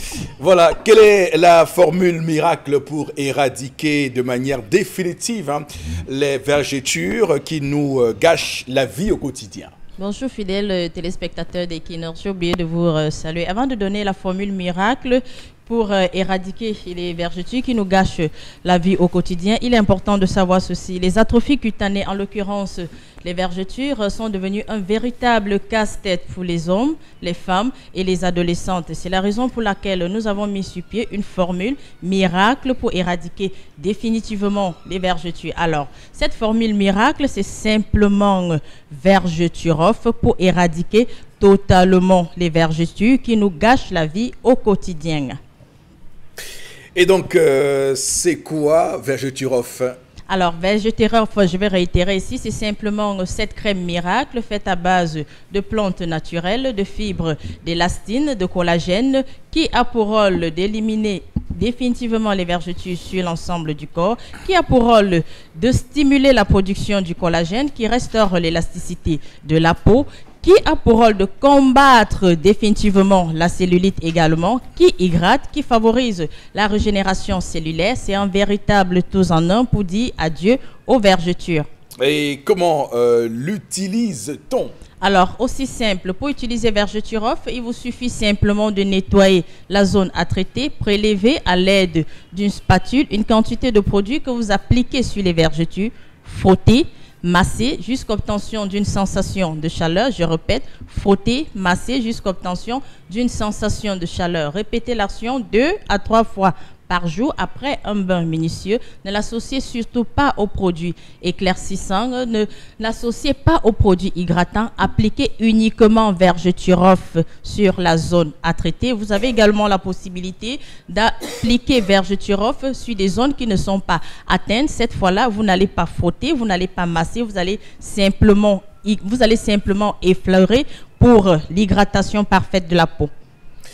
Vergeturoff, évidemment, quelle est sa particularité? Alors, la particularité de Vergeturoff ici n'est plus à démontrer. Primo, c'est son efficacité. Secondo, c'est son petit prix pour un résultat parfait, 6 500 francs. C'est également sa capacité à stimuler la production du collagène qui restaure l'élasticité de la peau. Plus besoin d'acheter des compléments alimentaires de collagène. C'est également sa capacité à favoriser la régénération cellulaire. Adieu la vitamine E, adieu la vitamine A, adieu la vitamine C. Vergeturoff, c'est également, c'est-à-dire que sa capacité à hydrater en profondeur. Donc voilà autant de particularités pour Vergeturoff, Eric Fopoussi. Voilà, Miss Vergeturoff, franchement, quand on vous écoute, on a très envie de tout de suite s'approprier ce produit. Quels sont vos points de vente?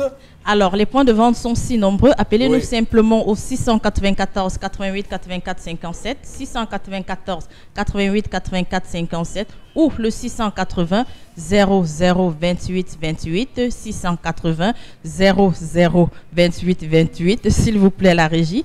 Les numéros au bas de l'écran. D'accord. Numéro au bas de l'écran, bien sûr, pour ceux qui nous regardent. Madame, monsieur, on va dire merci à Miss Vergeturov. Merci Eric Fopoussi et ta grande équipe. Voilà, bon week-end. Voilà, on va dire que petit souci technique commun, on va réparer ça la prochaine fois. Avant de se quitter, on a encore seulement 30 petites secondes. Karine Sontia, quelques messages. Une décision administrative 30 petites secondes. Est attaquée à la chambre administrative et non au tribunal. Ce n'est pas une infraction. Non, décision, il y a un tribunal administratif, cher ami. Le message est signé par qui? Le message n'est pas signé du tout. Malheureusement. Mais je dois, et chaque fois on le dit sur ce plateau, je rappelle que lorsque vous allez à la chambre administrative de la Cour suprême ou dans une cour d'appel à la chambre administrative, je rappelle qu'avant d'y aller, on vous demande, avant que s'ouvre le procès, on vous demande de faire ce qu'on appelle un recours gracieux préalable. Donc allez saisir l'autorité que vous voulez porter devant le tribunal, et donc c'est cette autorité-là qui, si l'autorité n'accède pas à votre revendication, c'est là maintenant que votre recours justement est recevable. Donc voilà. C'est un jugement qu'on fait. Au tribunal, le sous-préfet refuse de me délivrer un récépissé, j'ai saisi le tribunal administratif, je ne vais pas à la chambre administrative de la Cour suprême. Voilà, voilà. Donc en tout cas, ce qui est certain, c'est que on comprend ce qu'il veut dire, c'est que lui il fait la différence entre la chambre administrative, puisqu'il y a plusieurs chambres dans notre tribunal. Il y a une chambre judiciaire, voilà, là-bas, chambre administrative, lui, il est un peu... chambre de compte et tout. Voilà, tout à fait. Donc, en tout cas, on comprend. Allez-y, Karine Sontia. Un autre message qui nous parvient. On n'aura pas le temps de lire ce message. Voilà, j'aime le système. Voilà. Non, on n'aura pas le temps de lire ce message. On n'aura pas le temps. On n'aura pas le temps de lire ce message, madame, monsieur. C'était une semaine très chargée pour Bengan, d'ailleurs. Merci beaucoup à vous. Merci à Chalamel, Karine Sontia et Tendance Cogné la voyageuse. Ce bon monde vous donne rendez-vous lundi prochain. Toutes nos équipes techniques, monsieur Emmanuel Wapi, monsieur Chouna Cédric, et bien sûr l'homme qui assure également avec nous sur ce plateau. Madame, monsieur, à lundi.